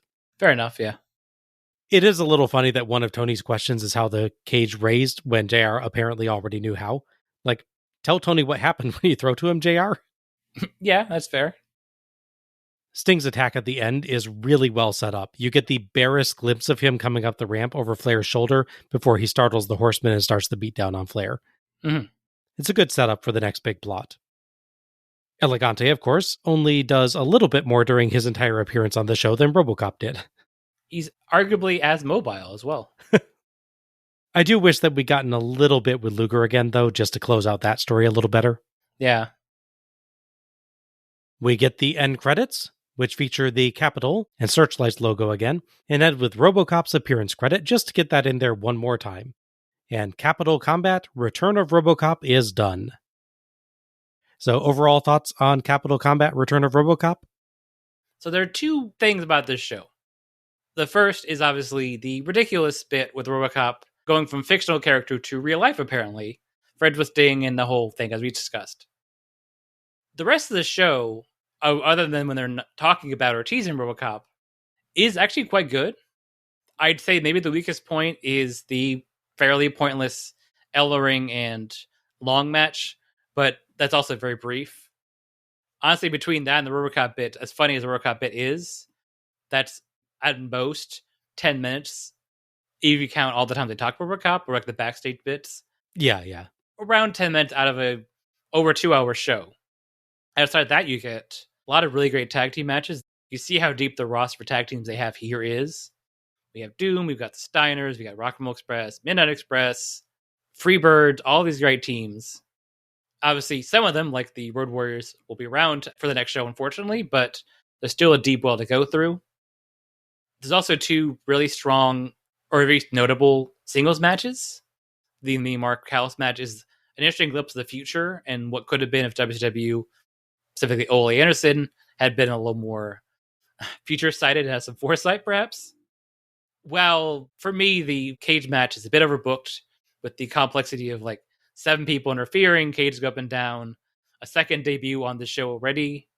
It's still a very adorable match, if basic as a whole. So it's hard to really root against the show. I could see if you're a casual fan, or you're a serious fan with casual friends in wrestling, like we are, let's be honest, I could see pitching, hey, here's a show where Robocop shows up. And by the way, there's also really good matches in this show. Mm-hmm. So weirdly, the silly gimmick and the very dated aspect of the show kind of helps it. So yeah, it's a recommendation for me. Yeah, this show is infamous. It's one of the shows that gets brought up when people are saying, can you believe WCW actually tried that? Mm-hmm. What's interesting about it versus some others that we have covered and will cover, though, is that what gets Capital Combat involved in that sort of discussion is a tiny part of the show. Mm-hmm. Well, his name is mentioned pretty frequently. The Robocop appearance amounts to a matter of minutes, as you pointed out, Al. Yeah. Even including the build-up segments, and basically doesn't affect the rest of the show at all. No. It's not a match. It's barely even much of a segment. Mm-hmm. But that tiny bit of airtime is still so strange that Capital Combat gets included when people talk about the weirdest crap that WCW ever pulled. Yeah. And the thing is, it is so crazy in those few short minutes that I can't argue with that inclusion. Yeah. But outside of Robocop's odd inclusion, this is actually a really, really good show. Of the 8 matches, I'm agreeing with you, only the hair versus hair match felt underwhelming, but that was really short anyway, so I can't complain that much. Yeah. The show did have more tag matches than I prefer, but they varied up the styles of those a fair bit across the show, though not the endings, as we got the sleeper hold interrupted leading into the finish 3 times. Yeah. Plus, we got to see The Undertaker wrestle before he was The Undertaker, making this a really fun view historically. Yeah. Promo content was generally good, though there were some confusing bits, from Robert Gibson's impromptu hand gestures, to Scott Steiner's random death glare, to Arn's overly technical documentation of the Horsemen's plans. Plus, the JYD segment was pretty unnecessary, and of course we had the segments surrounding Robocop, can't forget that. Yes. Still, overall, we got a lot of good promo content tonight, with the wrestlers and managers doing an excellent job bringing forth the emotion of the various stories going on. It was really fun to hear Bob Caudle on commentary again. It has been a very long time, and he worked pretty well with JR overall. The two were able to have good discussions about match tactics and get the storylines across just fine. Much like the Super Show series, we didn't have an argumentative team like we'll get later in WCW. The two were polite and generally agreed with each other. It felt slightly different than the Super Shows, though. Tony and JR on those felt like they debated a little bit more and felt more informal with each other, where Caudle and JR felt mostly in agreement and more focused only on the match. Yeah, I think that goes to what WCW for a while was going for, which is a sort of realistic sports presentation. Right. Like if you're watching a baseball game, they don't have a heel announcer in baseball, right? Or football or any of these things. It's just here's 2 guys that are experts, probably one's a former player, and they're just there to call and tell you what's happening. Yeah, I just think on the Super Show, it felt like we got to see the people a little bit more. Yeah. Behind just the commentary, mm-hmm. where JR and Caudle keep it a little more strictly business, I think. That's fair, yeah. And your mileage may vary on which you like better. I preferred Tony and JR's approach to it, but this certainly was not a bad team up at all. No, not at all. For production, there's a few audio glitches where we don't get microphones on at the right time, but the camera work was stellar at catching every single time a piece of Robocop's armor shook and quivered in a way that heavy metal definitely wouldn't.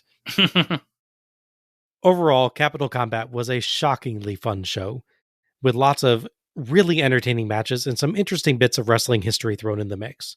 Come for the few moments of Robocop insanity, but stay for one of the better WCW shows you will ever get to see in this period. Mm-hmm.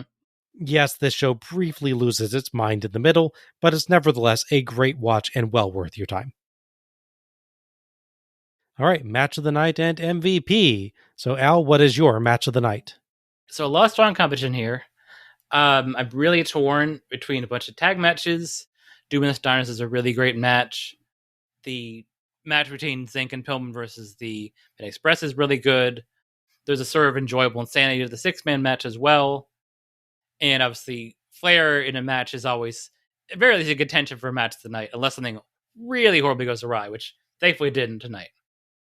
It's a really tough call, but a slight edge for the overall presentation and how it does tag matches goes to the Midnight Express versus Tom Zink and Brian Pillman match. Okay.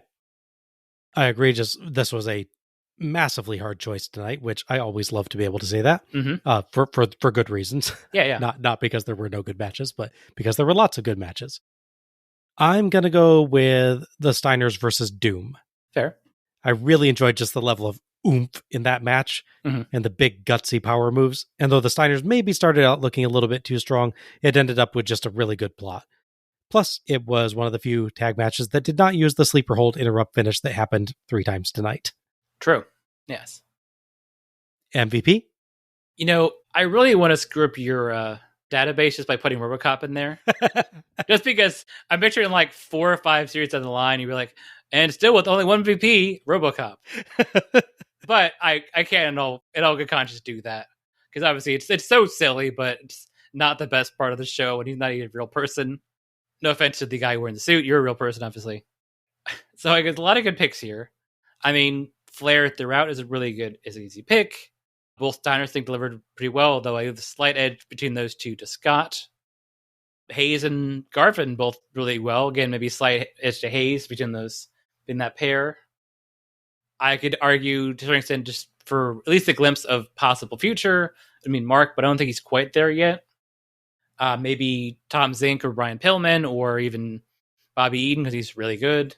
Or just, Cactus Jack for hating his body, apparently, and not wanting to walk past 40. But I'll go back to someone I highlighted before who really stood out to me for doing a spot that we saw a number of times throughout this show. But for me, I think he did the best in his overall delivery. So for me, my MVP is Scott Steiner. Okay. Well deserved. Mm-hmm. There were a ton of really good performances tonight. I am still at war with myself on this one. Genuinely going to ask. I think we've done this before.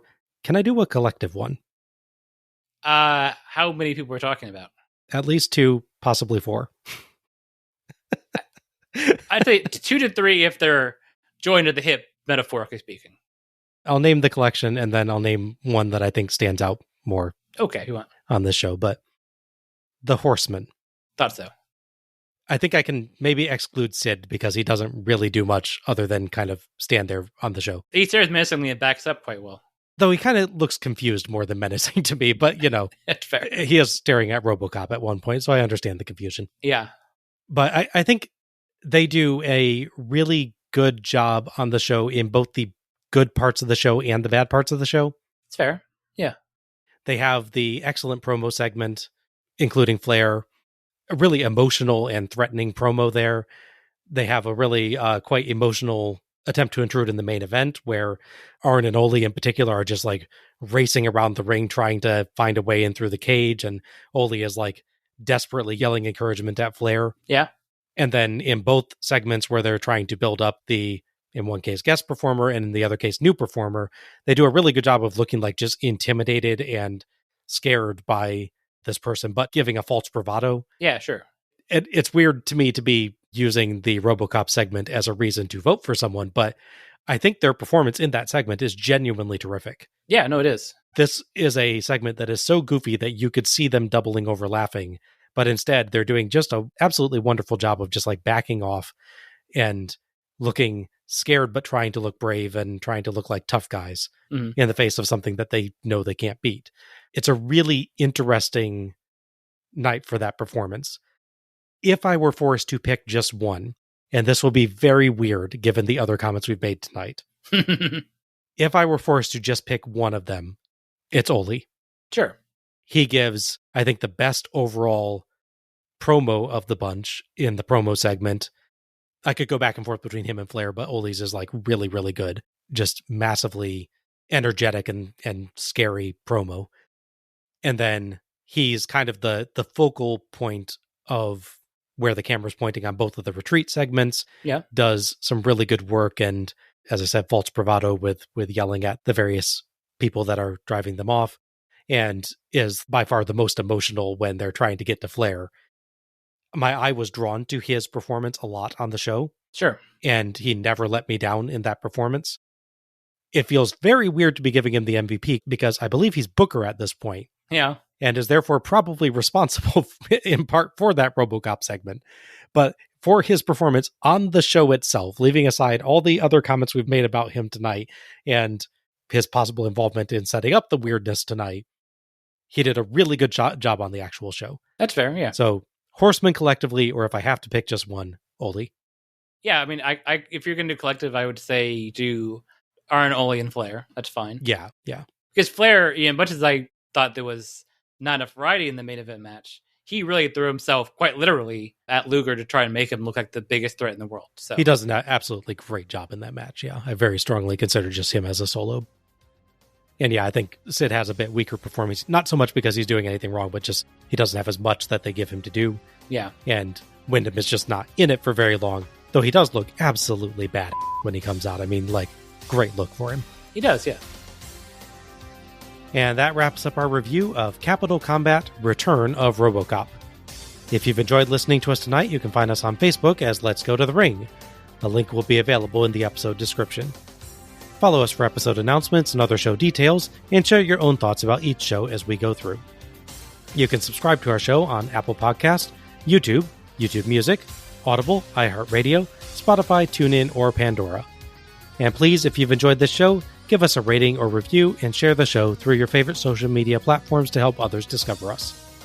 Many thanks to OSW Review for attendance and pay-per-view figures, and to Gina Trujillo for our logo.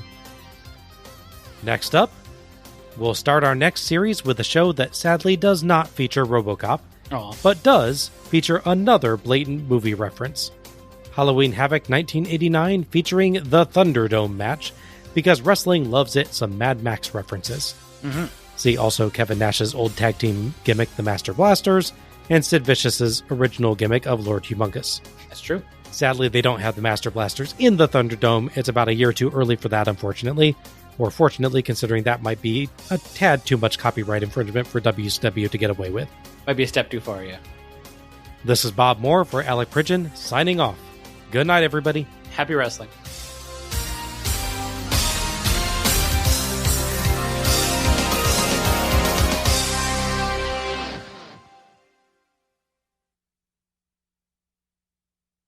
So our fourth match is Precious Paul Ellering versus Theodore... Wow, that screwed that name up. Theodore.